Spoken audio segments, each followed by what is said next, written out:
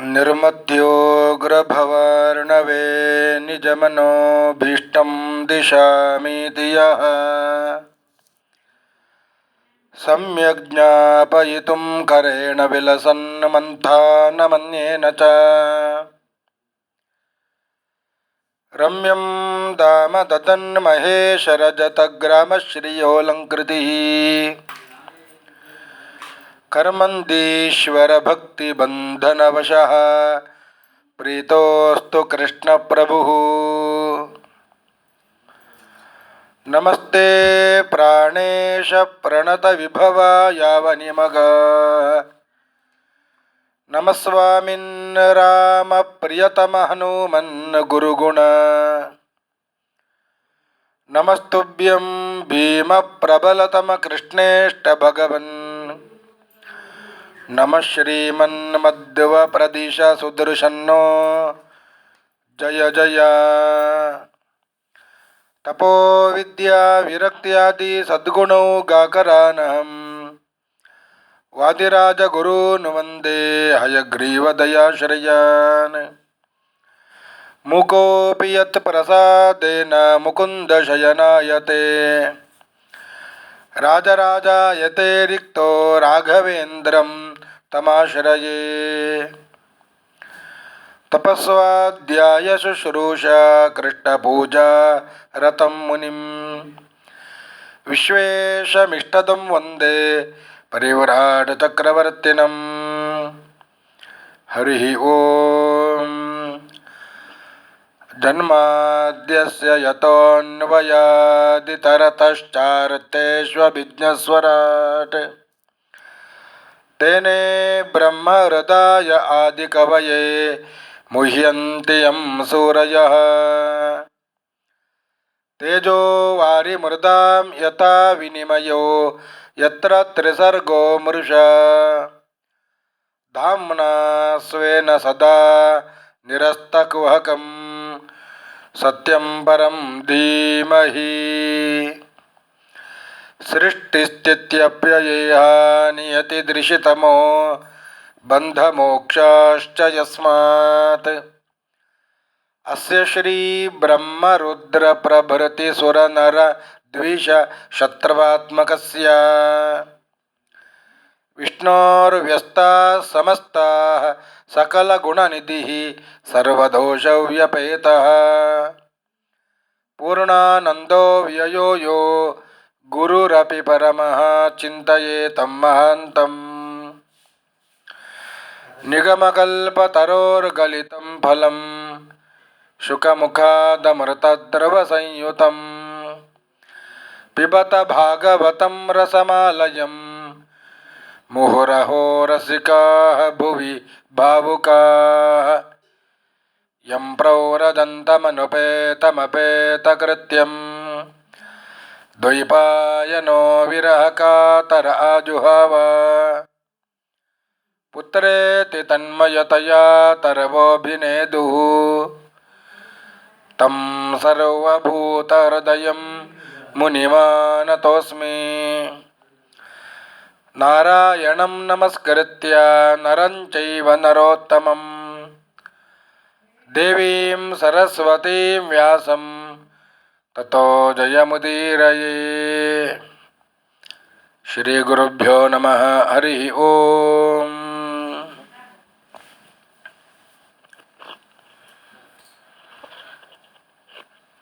ಶ್ರೀಕೃಷ್ಣ ಶ್ರೀಮದ್ಭಾಗವತ ಪ್ರತಿಪಾದ್ಯನಾಗಿದ್ದಾನೆ. ಅಂತಹ ಕೃಷ್ಣ ಪರಮಾತ್ಮನ ಪಾದಾರವಿಂದಗಳಲ್ಲಿ ಭಕ್ತಿ ನಮನವನ್ನು ಅರ್ಪಣೆ ಮಾಡುತ್ತಾ ಶ್ರೀಮದ್ಭಾಗವತ ಉಪನ್ಯಾಸವನ್ನು ಪ್ರಾರಂಭ ಮಾಡ್ತಾ ಇದ್ದೇನೆ. ಶ್ರೀಕೃಷ್ಣ ಹುಟ್ಟಿದ್ದು ಮಥುರಾ ಪಟ್ಟಣದಲ್ಲಿ, ಬೆಳೆದದ್ದು ನಂದಗೋಕುಲದಲ್ಲಿ. ಇನ್ನೇನು 5 ವರ್ಷಗಳು ಕಳೆದಿವೆ. ಅಲ್ಲಿಯೂ ಕೂಡ ಬಿಟ್ಟು ವೃಂದಾವನಕ್ಕೆ ಬಂದಿದ್ದಾನೆ. ಎಲ್ಲರನ್ನು ಕೂಡ ಕರ್ಕೊಂಡು ಗೋವುಗಳನ್ನು ಹೊಡೆದಾಡಿಕೊಂಡು ವೃಂದಾವನಕ್ಕೆ ಬಂದಿದ್ದಾನೆ.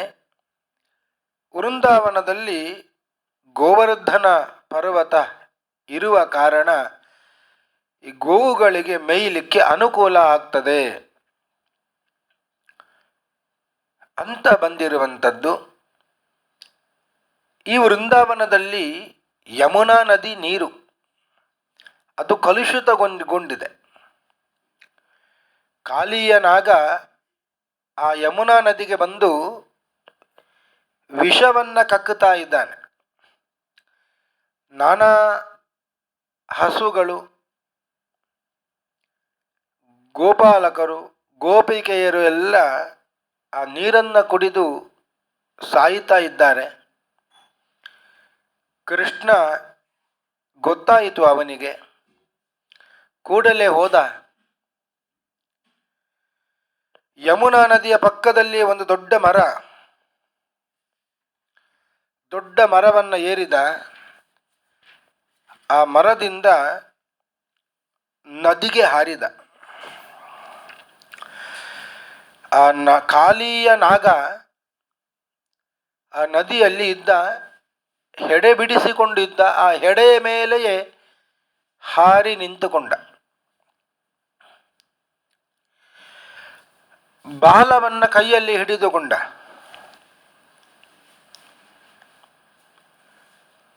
ಆ ಹೆಡೆಯ ಮೇಲೆ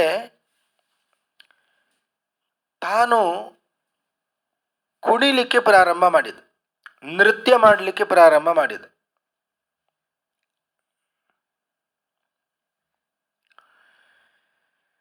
ಸಾವಿರ ಹೆಡೆಗಳು ಇದ್ದವು.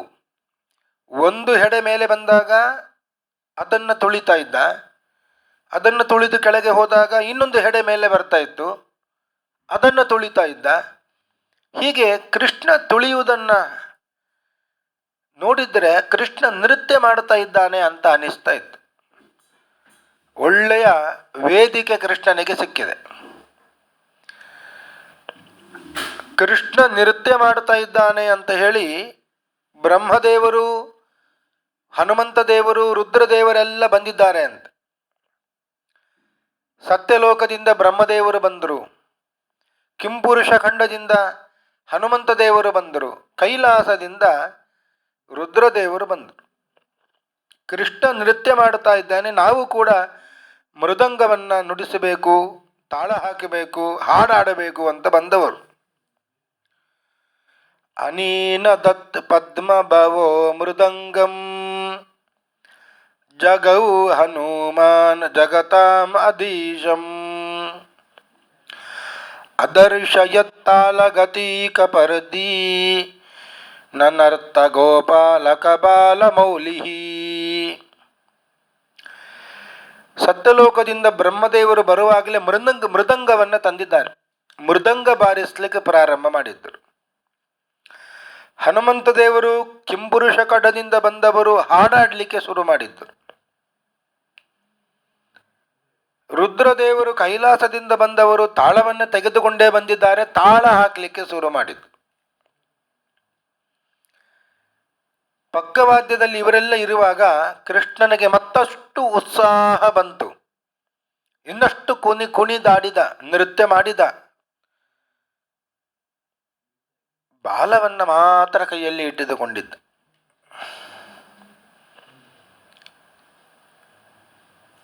ಯಾಕೆ ಅಂದರೆ ಕೃಷ್ಣ ತೋರಿಸ್ತಾ ಇದ್ದಾನೆ, ವಿಷವನ್ನ ಕಕ್ಕಿ ತಪ್ಪು ಮಾಡಿದ್ದು ಹೆಡೆ ಮಾತ್ರ, ಬಾಲ ಏನು ಮಾಡಿಲ್ಲ ಅಂತ.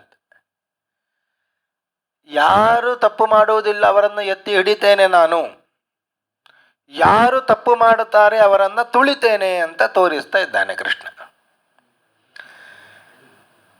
ಕಾಳಿಯ ನಾಗ ಅವನನ್ನು ಮರ್ದನ ಮಾಡಿದ.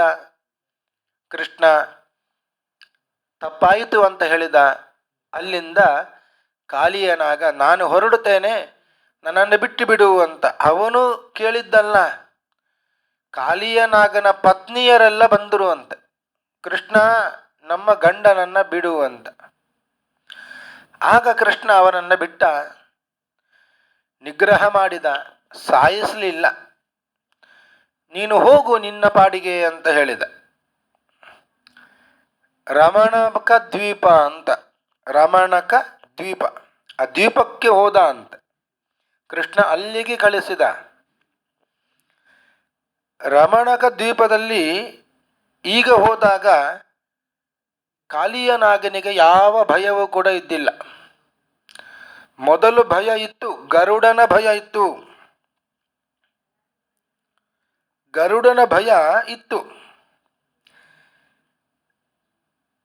ಗರುಡನ ತಾಯಿ ವಿನತೆ, ಸರ್ಪಗಳ ತಾಯಿ ಕದ್ರು. ಆ ವಿನತೆ ಮತ್ತು ಕದ್ರುವಿಗೆ ಪರಸ್ಪರ ವೈರ ಇತ್ತು. ಮಾತ್ರವಲ್ಲ, ಯಾವುದೋ ಒಂದು ಪಂದ್ಯವನ್ನ ಕಟ್ಟಿ ಆ ಕದ್ರು ವಿನತೆಯನ್ನ ಮೋಸದಿಂದ ಸೋಲಿಸಿದ್ಲು. ವಿನತೆ ದಾಸಿಯಾಗಿ ಬಿಟ್ಟಿದ್ಲು, ಕದ್ರುವಿನ ದಾಸಿಯಾಗಿ ಬಿಟ್ಟಿದ್ಲು. ವಿನತೆಯ ಮಗನಿಗೆ ಈ ಸಿಟ್ಟು ಇತ್ತು ಗರುಡನಿಗೆ. ಗರುಡ ಏನು ಮಾಡ್ತಾ ಇದ್ದ? ಎಲ್ಲ ಸಿಕ್ಕಿದ ಸರ್ಪಗಳನ್ನೆಲ್ಲ ತಿನ್ನುತ್ತಾ ಇದ್ದ. ಸರ್ಪಗಳೆಲ್ಲ ಬ್ರಹ್ಮದೇವರ ಬಳಿಗೆ ಹೋಗಿ ಬೇಡಿಕೊಂಡಾಗ ಬ್ರಹ್ಮದೇವರು ಹೇಳಿದ್ರು ಅಂತೆ, ದಿನಾ ಸರ್ಪವನ್ನು ತಿನ್ನುವುದಲ್ಲ, ಪ್ರತಿಯೊಂದು ಅಮಾವಾಸ್ಯೆಗೆ ಒಂದು ಸರ್ಪವನ್ನು ನೀನು ತಿನ್ನಬೇಕು ಅಷ್ಟೇ. ಸರ್ಪಗಳಿಗೆ ಬ್ರಹ್ಮದೇವರು ಹೇಳಿದ್ರು, ಪ್ರತಿಯೊಂದು ಅಮಾವಾಸ್ಯೆಗೆ ನೀವು ಯಾರಾದರೂ ಒಬ್ಬರು ಆಹಾರ ಆಗಬೇಕು ಅಂತ. ಆಯಿತಂತ ಒಪ್ಪಿಕೊಂಡಿದ್ದಾವೆ. ಈ ರಮಣಕ ದ್ವೀಪದಲ್ಲಿ ಬೇಕಾದಷ್ಟು ಸರ್ಪಗಳು ಇದ್ದವು. ಅಲ್ಲಿಗೆ ಗರುಡ ಯಾವಾಗಲೂ ತಿಂಗಳಿಗೊಮ್ಮೆ ಬಂದು ಸರ್ಪಗಳನ್ನು ತಿನ್ನುತ್ತಾ ಇದ್ದ. ಈ ಕಾಲಿಯ ನಾಗ ಅಲ್ಲಿಂದ ಗರುಡನ ಭಯಕ್ಕೆ ಯಮುನಾ ನದಿಗೆ ಬಂದು ಸೇರಿದ್ದ. ಯಮುನಾ ನದಿಗೆ ಬಂದು ಸೇರಿದ್ದು ಗರುಡನ ಭಯದಿಂದ. ಇಲ್ಲಿ ತೊಂದರೆ ಕೊಡಬೇಕು ಅಂತ ಅಲ್ಲ. ಯಮುನಾ ನದಿಗೆ ಬಂದು ಸೇರಿದ್ರೆ ಅಲ್ಲಿ ಗರುಡನ ಭಯ ಇಲ್ಲ ಅಂತೆ. ಯಾಕೆ ಗರುಡನ ಭಯ ಇಲ್ಲ ಅಂದರೆ, ಸೌಭರಿ ಋಷಿಗಳು ಈ ಯಮುನಾ ನದಿಯಲ್ಲಿ ಕೂತು ತಪಸ್ಸು ಮಾಡ್ತಾ ಇದ್ರು. ಮೀನುಗಳನ್ನ ಬಲವಂತವಾಗಿ ಸೆಳೆದು ಹಿಡಿದು ಗರುಡ ತಿನ್ನುತ್ತಾ ಇದ್ದ. ಎಲ್ಲ ಮೀನುಗಳು ನಾಶ ಆಗಲಿಕ್ಕೆ ಆದಾಗ ಸೌಭರಿ ಋಷಿಗಳಿಗೆ ಸ್ವಲ್ಪ ದುಃಖ ಆಯಿತು. ಇನ್ನು ಮೇಲೆ ಈ ನದಿಗೆ ಬಂದು ನೀನು ಮೀನು ತಿನ್ನಬೇಕು ಅಂತ ಬಂದರೆ ನಿನಗೆ ಮರಣ ಆಗ್ತದೆ, ಮೃತ್ಯು ಪ್ರಾಪ್ತಿ ಆಗ್ತದೆ ಅಂತ ಶಾಪವನ್ನು ಕೊಟ್ಟರು. ಒಡನೆಯೇ ಗರುಡ ಇಲ್ಲಿನ ಮೀನುಗಳನ್ನು ತಿಂದರೆ ಪ್ರಾಣ ಕಳ್ಕೊಳ್ತಾನೆ. ಆದ್ದರಿಂದ ಗರುಡ ಈ ನದಿಗೆ ಪ್ರವೇಶ ಮಾಡುವುದೇ ಇಲ್ಲ. ಈ ನದಿಯಲ್ಲಿ ಗರುಡನ ಭಯ ಇಲ್ಲ ಅಂತ ಹೇಳಿ ಕಾಲಿಯನಾಗ ಇಲ್ಲಿಗೆ ಬಂದಿತ್ತು. ಕೃಷ್ಣ ಮರ್ದಿಸಿದ ಕಾಲಿಯನಾಗನನ್ನ. ಕಾಲಿಯನಾಗ ಹೊರಟು ಹೋದ, ರಮಣಕ ದ್ವೀಪಕ್ಕೆ ಹೊರಟು ಹೋದ. ಅಲ್ಲಿ ಈಗಲೂ ಭಯ ಇಲ್ಲ ಅವನಿಗೆ. ಯಾಕೆ ಭಯ ಇಲ್ಲ? ಕೃಷ್ಣ ಹೆಡೆಯಲ್ಲಿ ಕುಣಿದಾಗ ಕೃಷ್ಣನ ಪಾದದಲ್ಲಿ ಇದ್ದಂತಹ ಚಿಹ್ನೆಗಳು, ಶಂಖ, ಚಕ್ರ, ಗದಾ, ಪದ್ಮ, ವಜ್ರ, ಅಂಕುಶ ಮೊದಲಾದ ಚಿಹ್ನೆಗಳೆಲ್ಲ ಕಾಲಿಯನಾಗನ ಹೆಡೆಯ ಮೇಲೆ ಬಿದ್ದಿದೆ ಅಂತ. ಅದನ್ನು ನೋಡಿ ಗರುಡ ಇವನನ್ನು ಏನು ಮಾಡುವುದಿಲ್ಲ. ಕೃಷ್ಣನ ಪಾದ ಚಿಹ್ನೆ ಗರುಡನ ಮೇಲೆ ಇರುವುದರ ಕಾರಣ ತನ್ನ ಸ್ವಾಮಿಯ ಅನುಗ್ರಹಕ್ಕೆ ಪಾತ್ರನಾದವ ಇವ ಅಂತ ತಿಳಿದು ಅವ ಏನು ಮಾಡುತ್ತಾ ಇದ್ದಿಲ್ಲ. ಆದ್ದರಿಂದ ಗರುಡನ ಭಯ ಇದ್ದಿಲ್ಲ, ಅಲ್ಲಿಗೆ ಹೋದ. ಹೀಗೆ ಕಾಲಿಯನಾಗನನ್ನ ಮರ್ದನ ಮಾಡಿದ ಕೃಷ್ಣ ವಿಷಪೂರಿತ ನೀರಿನಿಂದ ಎಲ್ಲರನ್ನು ಪಾರ ಮಾಡಿದ. 7 ವರ್ಷದ ಕೃಷ್ಣ ಅವ. ಈಗ ತಾನೇ 7 ವರ್ಷ ಆಗಿದೆ. 7 ವರ್ಷದವನಾಗಿರುವಾಗಲೇ ಕಾಲಿಯ ಮರ್ದನ ಮಾಡಿದ್ದು. ಈಗ ಕಾಡಿನಲ್ಲಿ ಬೆಂಕಿ ಬಿದ್ದಿದೆ, ಕಾಡ್ಗಿಚ್ಚು. ಗೋಪಾಲಕರೆಲ್ಲ ಓಡಿ ಬಂದು ಕೃಷ್ಣನಲ್ಲಿ ಹೇಳ್ತಾ ಇದ್ದಾರೆ, ಕಾಡ್ಗಿಚ್ಚು ಬಂದಿದೆ ಅಂತ. ಕೃಷ್ಣ ಓಡಿ ಹೋದ ಅಂತೆ. ಆ ಕಾಡುಗಿಚ್ಚನ್ನೇ ಪಾನ ಮಾಡಿಬಿಟ್ಟ ಕೃಷ್ಣ, ಎಲ್ಲ ಕುಡಿದು ಬಿಟ್ಟ ಅಂತೆ. ಕಾಡನ್ನು ರಕ್ಷಣೆ ಮಾಡಿದ, ಅಲ್ಲಿ ಇರುವಂತಹ ಗೋಪಾಲಕರನ್ನೆಲ್ಲ ರಕ್ಷಣೆ ಮಾಡಿದ. ವಾದಿರಾಜ ಗುರು ಸಾರ್ವಭೌಮರು ವರ್ಣನೆ ಮಾಡ್ತಾರೆ, 7 ವರ್ಷದ ಹುಡುಗ ಕೃಷ್ಣ ಯಮುನಾ ನದಿಯಲ್ಲಿ ಕಾಲಿಯ ಮರ್ದನ ಮಾಡಲಿಕ್ಕೆ ಹೋಗಿ ಬಹಳ ಶೀತ ಆಗಿತ್ತು. ಆ ಕಾರಣದಿಂದ ಕಾಡ್ಗಿಚ್ಚನ್ನೇ ನುಂಗಿಬಿಟ್ಟ, ಉಷ್ಣ ಆಗಲಿ ಅಂತ. ಈ ರೀತಿಯಾಗಿ ವರ್ಣನೆ ಮಾಡ್ತಾರೆ. ಎಲ್ಲಿಂದ ಬಂದ ಅಗ್ನಿ ಅಲ್ಲಿಗೆ ಪ್ರವೇಶ ಮಾಡಿದ. ಭಗವಂತನ ವಿರಾಟ ರೂಪದಿಂದ ಮುಖದಿಂದ್ರಶ್ಚಾಗ್ನಿಶ್ಚ ಪ್ರಾಣಾದ್ವಾಯುರಾಜಾಯತ.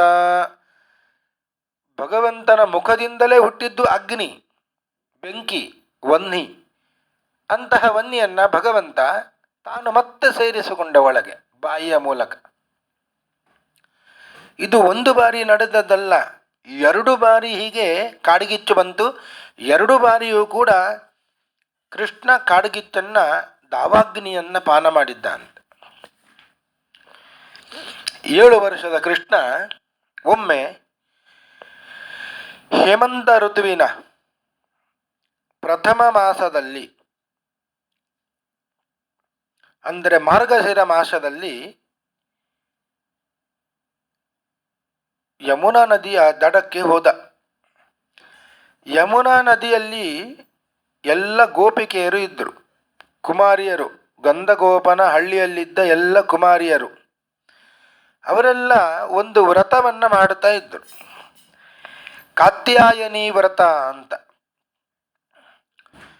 ಏನು ಕಾತ್ಯಾಯನಿ ವ್ರತ ಅಂದರೆ, ಕಾತ್ಯಾಯನಿ ಮಹಾಮಾಯೆ ಮಹಾಯೋಗಿನ್ಯಧೀಶ್ವರಿ ನಂದಗೋಪಸುತಂ ದೇವಿ ಪತಿಮ್ಮೆ ಕುರುತೆ ನಮಃ. ಈ ಮಂತ್ರವನ್ನು ಜಪ ಮಾಡ್ತಾ ಇದ್ದರು. ಅರ್ಥ ಏನು ಅಂದರೆ, ಕಾತ್ಯಾಯಿನಿ ಅಂದರೆ ದುರ್ಗಾದೇವಿ. ದುರ್ಗಾದೇವಿಯನ್ನು ಪ್ರಾರ್ಥನೆ ಮಾಡ್ತಾ ಇದ್ದರು, ನಂದಗೋಪನ ಮಗನಾದ ಕೃಷ್ಣನನ್ನು ನಮಗೆ ಪತಿಯನ್ನಾಗಿ ಮಾಡು ಅಂತ. ಕೃಷ್ಣನೇ ಪತಿಯಾಗಬೇಕು ಅಂತ ಹೇಳಿ, ಗಂಡನಾಗಬೇಕು ಅಂತ ಹೇಳಿ ದುರ್ಗಾದೇವಿಯನ್ನು ಪ್ರಾರ್ಥನೆ ಮಾಡುವ ವ್ರತ ಅದು ಕಾತ್ಯಾಯಿನಿ ವ್ರತ. ಎಲ್ಲ ಗೋಪಿಕೆಯರು ಕೂಡ ಆ ವ್ರತ ಇನ್ನೇನು ಮುಗಿದಿದೆ ಅವಭೃತಕ್ಕಾಗಿ ಬಂದಿದ್ದಾರೆ. ಪ್ರಾತಃ ಕಾಲದಲ್ಲಿ ಬಂದವರು ನದಿಗೆ ಸ್ನಾನ ಮಾಡಬೇಕು ಅಂತ ನದಿಗೆ ಇಳಿದಿದ್ದಾರೆ. ತಮ್ಮ ವಸ್ತ್ರವನ್ನೆಲ್ಲ ನದಿಯ ದಡದಲ್ಲಿ ಇಟ್ಟಿದ್ದಾರೆ ಅಂತ. ಕೃಷ್ಣ ಇಲ್ಲಿಗೆ ಬಂದ. ಎಲ್ಲ ಗೋಪಿಕೆಯರು ನಗ್ನರಾಗಿ ಸ್ನಾನ ಮಾಡ್ತಾ ಇದ್ದಾರೆ. ಕೃಷ್ಣ ಅದನ್ನು ನೋಡಿ ಅವರ ಬಟ್ಟೆಯನ್ನೆಲ್ಲ ಎತ್ತಿಕೊಂಡು ಮರದ ಮೇಲೆ ಹೋಗಿ ಕುಳಿತ. ಕೃಷ್ಣನೇ ಗಂಡನಾಗಬೇಕು ಅಂತ ಹೇಳಿ ಇವರು ವ್ರತ ಮಾಡ್ತಾ ಇದ್ದವರು. ಕೃಷ್ಣ ಬಂದು ಬಟ್ಟೆಯನ್ನೆಲ್ಲ ಎತ್ತಿಕೊಂಡು ಮರದ ಮೇಲೆ ಹೋಗಿ ಕೂತ. ಇವರೆಲ್ಲ ನೋಡಿದ್ರು, ಕೃಷ್ಣ ಬಟ್ಟೆ ಎತ್ತಿಕೊಂಡು ಹೋಗುವುದನ್ನು ನೋಡಿದ್ರು. ಕೃಷ್ಣನಲ್ಲಿ ಬೇಡಿಕೊಳ್ಳುತ್ತಾರೆ, ಭವತ್ಯೋ ಯದಿಮೇ ದಾಸ್ಯೋ ಮಯೋಕ್ತಂ ವಾ ಕರಿಷ್ಯಥ ಅತ್ರಾಗತ್ಯ ಸವಾಸಾಂಸಿ ಪ್ರತೀಚ್ಛಂತು ಸುಶಿಸ್ಮಿತಾ.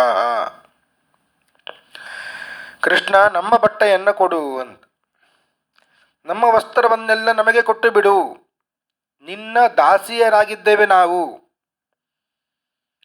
ಧರ್ಮದ ವರ್ಮವನ್ನು ಚೆನ್ನಾಗಿ ತಿಳಿದಿದ್ದಿ ನೀನು, ನಮಗೆ ಕಷ್ಟ ಕೊಡಬೇಡ, ನಮ್ಮ ಬಟ್ಟೆಯನ್ನು ನಮಗೆ ಕೊಟ್ಟು ಬಿಡು, ಇಲ್ಲದೇ ಇದ್ದರೆ ನಂದಗೋಪನಿಗೆ ದೂರನ್ನು ಕೊಡುತ್ತೇವೆ. ಕೃಷ್ಣ ಹೇಳಿದ, ನನಗೆ ನೀವು ದಾಸಿಯರಾಗಲಿಕ್ಕೆ ತಯಾರಾಗಿದ್ದರೆ ನಾನು ಹೇಳಿದಂತೆ ನೀವು ಮಾಡಬೇಕು ಅಂತ ಹೇಳಿದ್ದ. ನನ್ನ ಕೈಯಲ್ಲಿ ನಿಮ್ಮ ಬಟ್ಟೆ ಇದೆ, ನೀವೆಲ್ಲ ಒಬ್ಬೊಬ್ಬರಾಗಿ ಬಂದು ಬಟ್ಟೆಯನ್ನು ತೆಗೆದುಕೊಂಡು ಹೋಗಿ ಅಂತ ಹೇಳಿದ. ತಥೋ ಜಲಾಶಯಾತ್ ಸರ್ವಾಃ ದಾರಿಕಾಃ ಶೀತವೇಪಿತಾಃ ಪಾಣಿಭ್ಯಾಂ ಯೋನಿಮಾಚ್ಛಾದ್ಯ ಪ್ರೋತ್ತೇರುಃ ಶೀತಕರಿಷಿತಾಃ. ಗೋಪಿಕೆಯರೆಲ್ಲ ಮೇಲೆ ಬಂದರು ಅಂತೆ. ಹೇಗೆ ಮೇಲೆ ಬಂದರು ಅಂತೆ? ತಮ್ಮ ಅಂಗಾಂಗಗಳನ್ನೆಲ್ಲ ಕೈಯಿಂದ ಮುಚ್ಚಿಕೊಂಡು ಮೇಲೆ ಬಂದರು.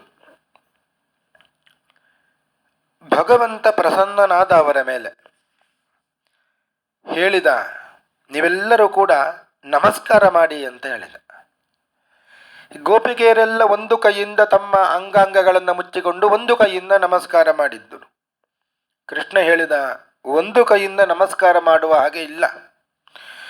ನಮಸ್ಕಾರ ಮಾಡಿದರೆ ಎರಡೂ ಕೈಯಿಂದ ಮಾಡಬೇಕು. ಎರಡೂ ಕೈಯನ್ನು ಎತ್ತಿ ಮಾಡಿ ಅಂತ ಹೇಳಿದ. ಏಕ ಹಸ್ತ ಪ್ರಣಾಮಶ್ಚ ಏಕಾ ಚೈವ ಪ್ರದಕ್ಷಿಣ ಅಕಾಲೇ ದರ್ಶನಂ ವಿಷ್ಣೋ ಹಂತಿ ಪುಣ್ಯಂ ಪುರಾತನಂ. ಒಂದು ಕೈಯಿಂದ ನಮಸ್ಕಾರ ಮಾಡಿದರೆ, ಒಂದೇ ಒಂದು ಪ್ರದಕ್ಷಿಣೆ ಮಾಡಿದರೆ, ಅಕಾಲದಲ್ಲಿ ದರ್ಶನ ಮಾಡಿದರೆ, ಭಗವಂತನ ದರ್ಶನ ಮಾಡಿದರೆ ಹಿಂದೆ ಮಾಡಿದ ಎಲ್ಲ ಪುಣ್ಯ ಅದು ಹ್ರಾಸವಾಗಿ ಹೋಗ್ತದೆ. ಒಂದು ಕೈಯಿಂದ ನಮಸ್ಕಾರ ಮಾಡುವ ಹಾಗೆ ಇಲ್ಲ.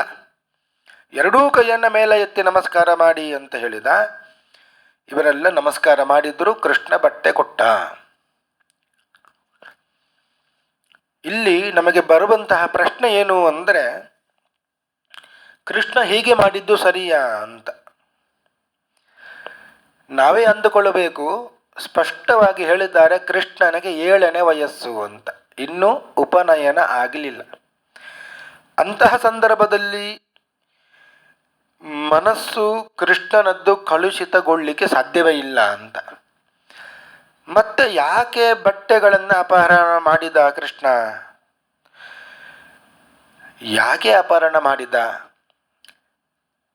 ಇವರು ಒಂದು ತಪ್ಪನ್ನ ಮಾಡಿದ್ರು ಅಂತ. ಏನು ತಪ್ಪು ಅಂದರೆ, ಕೃಷ್ಣನೇ ಗಂಡನಾಗಬೇಕು ಅಂತ ತಪಸ್ಸು ಮಾಡಿದ್ದು ಇವರೆಲ್ಲ. ಕಾತ್ಯಾಯಿನಿ ವ್ರತ ಮಾಡಿದ್ದು. ನಂದಗೋಪ ಸುತಂ ದೇವ ಪತಿಮ್ಮೇ ಕುರು ತೇ ನಮಃ ಅಂತ, ಕೃಷ್ಣನನ್ನೇ ನಮಗೆ ಪತಿಯನ್ನಾಗಿ ಮಾಡಿ ಅಂತ ದುರ್ಗಾದೇವಿಯನ್ನ ಕುರಿತು ವ್ರತ ಮಾಡಿದ್ದು. ವ್ರತದ ಅವಭೃತ ಸ್ನಾನ ಮಾಡುವಾಗ ನಗ್ನರಾಗಿ ಮಾಡಬಾರದು. ಅದೂ ಕೂಡ ನದಿಯಲ್ಲಿ. ನದಿಯ ಅಭಿಮಾನಿ ದೇವತೆಗಳೆಲ್ಲ ಅಲ್ಲಿ ಇರುತ್ತಾರೆ. ಈ ರೀತಿಯಾಗಿ ನದಿಯ ಅಭಿಮಾನಿ ದೇವತೆಗಳನ್ನೆಲ್ಲ ಇವರು ಅವಮಾನಿಸಿದ್ದಾರೆ. ಇದು ತಪ್ಪು ಅಂತ ಅವರಿಗೆ ಮನವರಿಕೆ ಆಗುವ ಹಾಗೆ ಕೃಷ್ಣ ಮಾಡಿದ.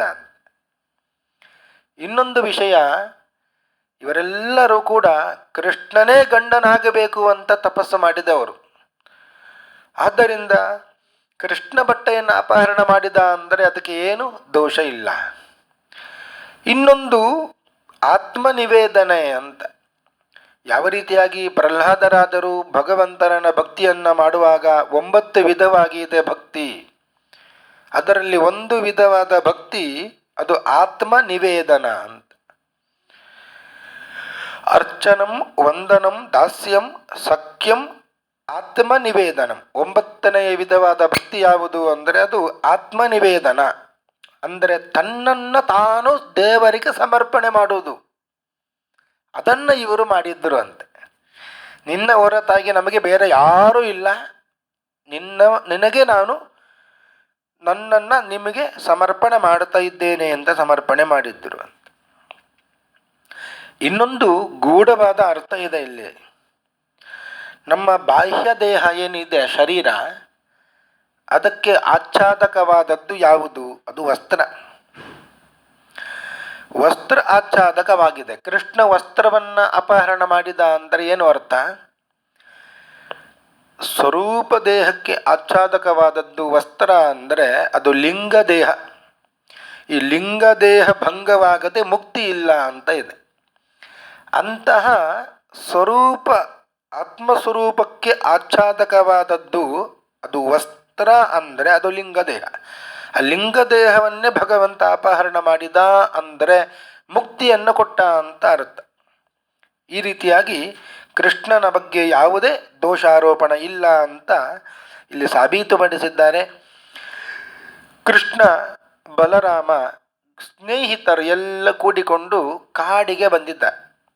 ಕಾಡಿನಲ್ಲಿ ಮಧ್ಯಾಹ್ನದ ತನಕ ಆಟ ಆಡಿ ಆಡಿ ಆಡಿ ಗೋವುಗಳನ್ನು ಮೇಯಿಸಿ ಬಹಳ ಹಸಿವೆ ಆಗಿದೆ, ಬಾಯಾರಿಕೆ ಆಗಿದೆ. ಎಲ್ಲ ಗೋಪಾಲಕರು ಕೃಷ್ಣನಲ್ಲಿ ಕೇಳಿದ್ದರು, ಕೃಷ್ಣ ಹಸಿವೆ ಆಗಿದೆ, ನೀರಡಿಕೆ ಆಗಿದೆ. ಕೃಷ್ಣ ಹೇಳಿದ, ಇಲ್ಲೇ ಸಮೀಪದಲ್ಲಿ ಮಂತ್ರ ಕೇಳುತ್ತಾ ಇದೆ, ಆಂಗೀರಸರು ಯಜ್ಞವನ್ನು ಮಾಡ್ತಾ ಇದ್ದಾರೆ, ಋಷಿ ಮುನಿಗಳೆಲ್ಲ ಅಲ್ಲಿ ಇದ್ದಾರೆ. ನೀವು ಅಲ್ಲಿಗೆ ಹೋಗಿ ಕೃಷ್ಣ ಬಲರಾಮರು ಬಂದಿದ್ದಾರೆ, ನಮಗೆಲ್ಲ ತಿನ್ನಲಿಕ್ಕೆ ಹಸಿವೆ ಆಗ್ತಿದೆ, ಏನಾದರೂ ಕೊಡಿ ಅಂತ ಹೇಳಿ. ಅವರು ಕೊಡ್ತಾರೆ, ತೆಗೆದುಕೊಂಡು ಬನ್ನಿ ಅಂತ ಹೇಳಿದ. ಪ್ರಯಾತ ದೇವಯದನಂ ಬ್ರಾಹ್ಮಣಾ ಬ್ರಹ್ಮವಾದಿನಃ ಸತ್ರಂ ಆಂಗಿರಸಂ ನಾಮ ಹ್ಯಾಸತೆ ಸ್ವರ್ಗ ಕಾಮ್ಯಯ. ಸ್ವರ್ಗದ ಬಯಕೆಯಿಂದ ಯಾಗ ಮಾಡ್ತಾ ಇದ್ದವರು ಅಲ್ಲಿಗೆ ಇವರೆಲ್ಲ ಹೋದರು. ಇವರೆಲ್ಲ ಹೋಗಿ ಹೇಳುತ್ತಾರೆ, ಕೃಷ್ಣ ಬಲರಾಮರು ಎಲ್ಲ ಬಂದಿದ್ದಾರೆ, ಅವರಿಗೆ ತಿನ್ನಲಿಕ್ಕೆ ಏನಾದರೂ ಕೊಡಿ ಅಂತ. ಇವರು ಯಾರು ಎಲ್ಲ ಹೇಳಿದ್ರು, ಯಾರೂ ಕೊಟ್ಟಿಲ್ಲ ಅಂತ. ಇಲ್ಲೆಲ್ಲ ದೇವರಿಗೆ ನೈವೇದ್ಯ ಆಗಬೇಕು, ಆಮೇಲೆ ಬೇಕಾದರೆ ಬನ್ನಿ ಅಂತ ಹೇಳಿ ಕಳಿಸಿದ್ರು. ಗೋಪಾಲಕರು ಕೃಷ್ಣನ ಬಳಿಗೆ ಬಂದು ಹೇಳ್ತಾರೆ, ಅವರು ಯಾರೂ ಕೂಡ ಕೊಟ್ಟಿಲ್ಲ, ಇನ್ನೇನು ನೈವೇದ್ಯ ಎಲ್ಲ ಆಗಬೇಕಂತ ಹೇಳಿದ್ದಾರೆ. ಕೃಷ್ಣ ಹೇಳಿದ, ನೀವು ಅವರ ಬಳಿಗೆ ಹೋಗಿದ್ದೇ ತಪ್ಪಾಯಿತು, ಇರಲಿ ಅವರ ಪತ್ನಿಯರ ಬಳಿಗೆ ಹೋಗಿ. ಮಾಂ ಜ್ಞಾಪಯತ ಪತ್ನೀಭ್ಯ ಸಸಂಕರ್ಷಣಂ ಆಗತಂ. ಸಂಕರ್ಷಣ ಸಹಿತನಾದ ಕೃಷ್ಣ ಬಂದಿದ್ದಾನೆ, ಬಲರಾಮ ಸಹಿತನಾದಂತಹ ಗೋಪಾಲಕೃಷ್ಣ ಬಂದಿದ್ದಾನೆ ಅಂತ ಹೇಳಿ, ಹಸಿವೆ ಆಗಿದೆ, ಏನಾದರೂ ಕೊಡಬೇಕು ಅಂತ ಅವರಿಗೆ ತಿಳಿಸಿ. ದಾಸ್ಯಂತಿ ಕಾಮಮನ್ನಂ ವಾಹ ಸ್ನಿಗ್ಧ ಮಯೂಷಿತ ಧಿಯ. ಅವರೆಲ್ಲರೂ ಕೂಡ ಬೇಕಾದಂತಹ ಅನ್ನಾದಿಗಳನ್ನು ಕೊಡುತ್ತಾರೆ ಅಂತ ಹೇಳಿದ. ಗೋಪಾಲಕರು ಹಾಗೆ ಮಾಡಿದ್ರು.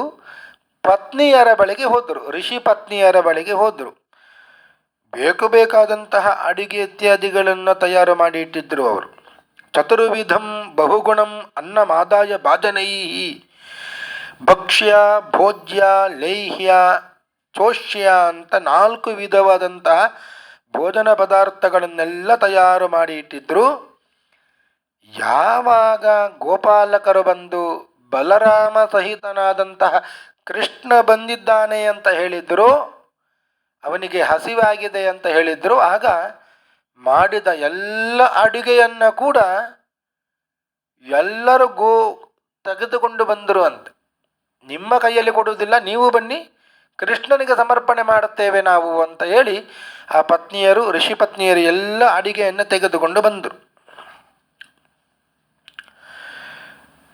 ತೆಗೆದುಕೊಂಡು ಬಂದು ಕೃಷ್ಣನಿಗೆ ಸಮರ್ಪಣೆ ಮಾಡಿದ್ದರು. ಅದರಲ್ಲಿ ಒಬ್ಬಳು ಪತ್ನಿ ತೆಗೆದುಕೊಂಡು ಬರುವಾಗ ಅವಳ ಗಂಡ ಬಂದು ಬಿಟ್ಟ ಅಂತೆ.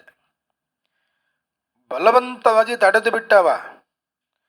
ತತ್ರೈಕ ವಿಧೃತ ಭರ್ತ್ರ ಭಗವಂತಂ ಯಥಾಶ್ರುತಂ ಹೃದೋಪಗುಹ್ಯ ವಿಜಹೌ ದೇಹಂ ಕರ್ಮಾನುಬಂಧನಂ. ಋಷಿ ಪತ್ನಿಯರು ಎಲ್ಲರೂ ಕೂಡ ಮಾಡಿದ ಅಡಿಗೆಯನ್ನೆಲ್ಲ ಹೊತ್ತುಕೊಂಡು ಹೋಗುವಾಗ ಒಬ್ಬಳ ಗಂಡ ಬಂದು ತಡೆದ ಬಲಾತ್ಕಾರವಾಗಿ ಒಬ್ಬಳನ್ನು, ಪತ್ನಿಯನ್ನು.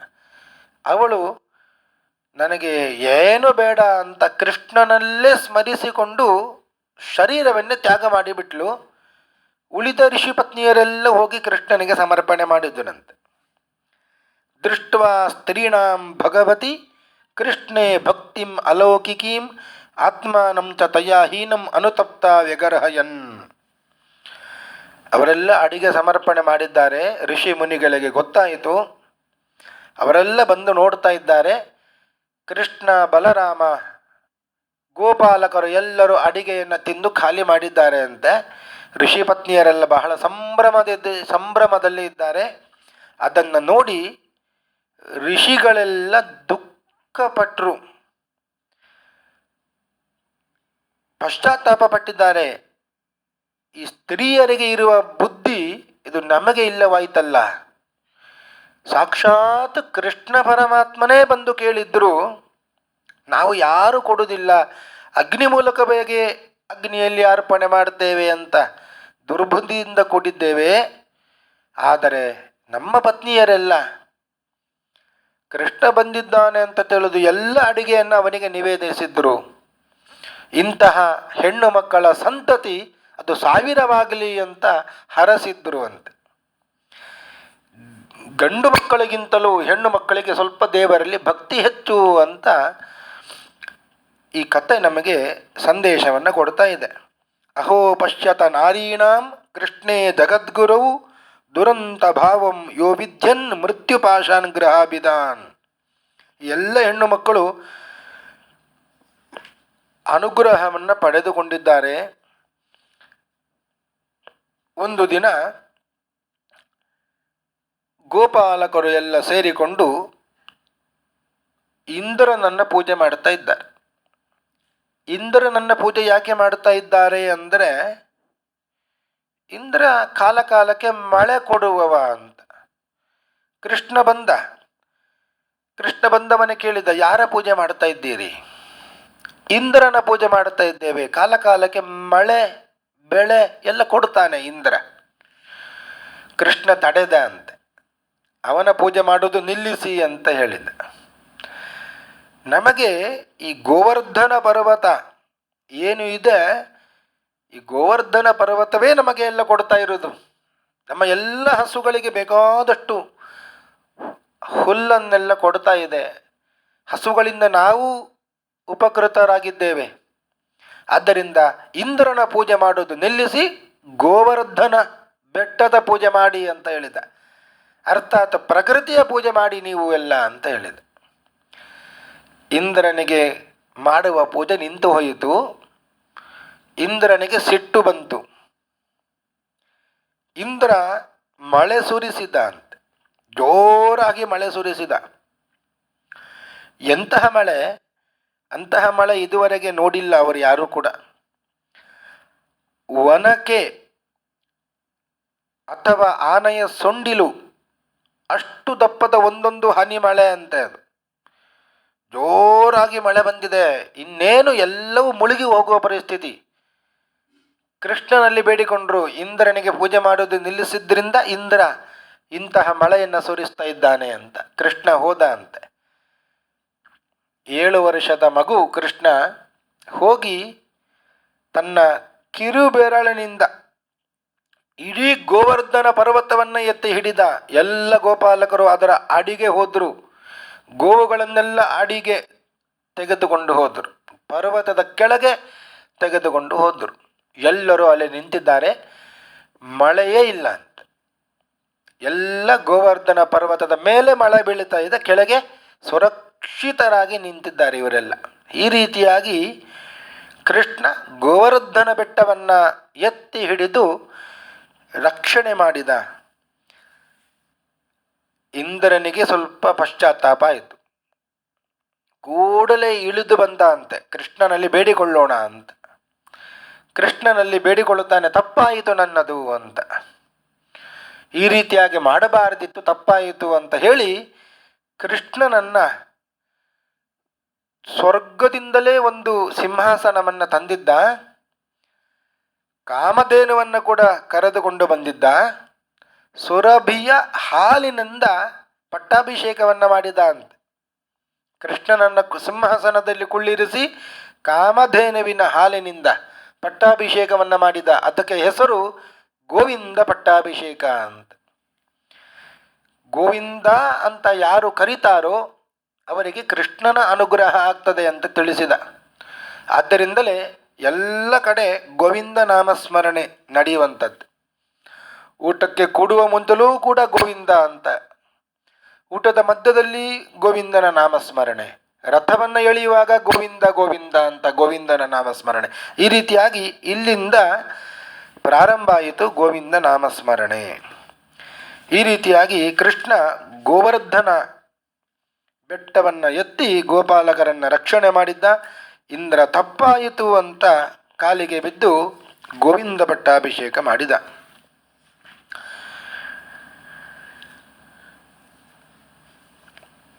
ಕೃಷ್ಣ 8 ವರ್ಷದವ, ಇನ್ನೂ ತುಂಬಲಿಲ್ಲ 8 ವರ್ಷ. ವೇಣುನಾದವನ್ನು ಮಾಡುತ್ತಾ ಇದ್ದ. ವೇಣುನಾದವನ್ನು ಯಾವಾಗ ಮಾಡುತ್ತಾನೋ ಆ ಕೊಳಲಿನ ಧ್ವನಿಯನ್ನು ಕೇಳಿದ ಮಾತ್ರಕ್ಕೆ ಎಲ್ಲ ಗೋಪಿಕೆಯರು ಓಡಿ ಬರ್ತಾ ಇದ್ದರು. ಅವರು ಹೇಗೆ ಓಡಿ ಬರ್ತಾ ಇದ್ದರು ಅಂದರೆ ಅದನ್ನು ವರ್ಣನೆ ಮಾಡ್ತಾರೆ. ಪರಿವೇಶಯಂತ್ಯಸ್ತದ್ದಿತ್ವ ಪಾಯಯಂತ್ಯ ಶಿಶೂನ್ಪಯ ಶುಶ್ರೂಷಂತ್ಯ ಪತೀನ್ ಕಾಶ್ಚಿತ್ ಅಶ್ನಂತ್ಯೋಪಾಸ್ಯ ಭೋಜನಂ. ಗಂಡನಿಗೆ ಬಡಿಸ್ತಾ ಇದ್ರು ಅಂತೆ ಅವರ ಪತ್ನಿಯರು. ಬಡಿಸುವುದು ಇನ್ನು ಅರ್ಧ ಆಗಿದೆ. ಆಗ ಕೃಷ್ಣನ ಕೊಳಲು ವಾದನ ಕೇಳಿಸಿತು. ಬಡಿಸುವುದನ್ನು ಅರ್ಧದಲ್ಲೇ ಬಿಟ್ಟು ಓಡಿ ಹೋದರು. ಪಾಯಯಂತ್ಯ ಶಿಶೂನುಪಯ, ಮಗುವಿಗೆ ಹಾಲು ಕುಡಿಸ್ತಾ ಇರ್ತಾಳೆ. ಕೃಷ್ಣನ ವೇಣುಗಾನವನ್ನು ಕೇಳಿದ ಮಾತ್ರಕ್ಕೆ ಮಗುವನ್ನು ಅಲ್ಲೇ ಬಿಟ್ಟು ಓಡಿ ಹೋದ್ಲಂತೆ. ಕೆಲವರು ಊಟವನ್ನು ಮಾಡುತ್ತಾ ಇದ್ದಾರೆ. ಊಟವನ್ನು ಮಾಡುವಾಗ ಕೊಳಲಿನ ಧ್ವನಿ ಕೇಳಿ ಓಡಿಯೇ ಬಿಟ್ಟರು, ಅರ್ಧಕ್ಕೆ ಬಿಟ್ಟು. ಕೆಲವರೆಲ್ಲ ಶರೀರಕ್ಕೆ ಅಲಂಕಾರವನ್ನೆಲ್ಲ ಮಾಡಿಕೊಳ್ಳುತ್ತಾ ಇದ್ದರು. ಒಂದು ಕಣ್ಣಿಗೆ ಕಾಡಿಗೆ ಹಚ್ಚಿಕೊಂಡಿದ್ದಾರೆ, ಇನ್ನೊಂದು ಕಣ್ಣಿಗೆ ಹಚ್ಚಿಕೊಂಡಿಲ್ಲ. ಆಗಲೇ ಕೃಷ್ಣನ ವೇಣುಗಾನವನ್ನು ಕೇಳಿದ್ರು, ಓಡಿಬಿಟ್ರು ಅಂತೆ. ಒಂದೇ ಕಣ್ಣಿಗೆ ಕಾಡಿಗೆ ಹಚ್ಚಿಕೊಂಡಿದ್ದರು. ಲಿಂಬಂತ್ಯ ಪ್ರಮೃದ್ಯಂತ್ಯೋನ್ಯ ಅಂಜಂತ್ಯ ಕಾಶ್ಚಲೋಚನೆ ವ್ಯತ್ಯಸ್ತ ವಸ್ತ್ರಾಭರಣ. ಇನ್ನು ಕೆಲವರು ವಸ್ತ್ರವನ್ನು ಉಡಬೇಕು, ವಸ್ತ್ರವನ್ನು ಉಡಲಿಕ್ಕೆ ಪ್ರಾರಂಭ ಮಾಡಿದ್ದಾರೆ. ಆಗ ಕೊಳಲಿನ ಧ್ವನಿ ಕೇಳಿತು. ವಿಪರೀತವಾಗಿ ಹೇಗೆ ಉಡಬೇಕು ಹಾಗೆ ಉಡದೆ ವಿಪರೀತವಾಗಿ ಉಟ್ಟುಕೊಂಡೇ ಓಡಿ ಹೋದರು. ಆಭರಣಗಳನ್ನು ಕೂಡ ತಲೆ ಕೆಳಗಾಗಿ ಧರಿಸಿಕೊಂಡು ಓಡಿ ಹೋದರು. ಈ ರೀತಿಯಾಗಿ ಕೃಷ್ಣನ ವೇಣುಗಾನಕ್ಕೆ ಮನಸೋಲುತ್ತಾ ಇದ್ದರು.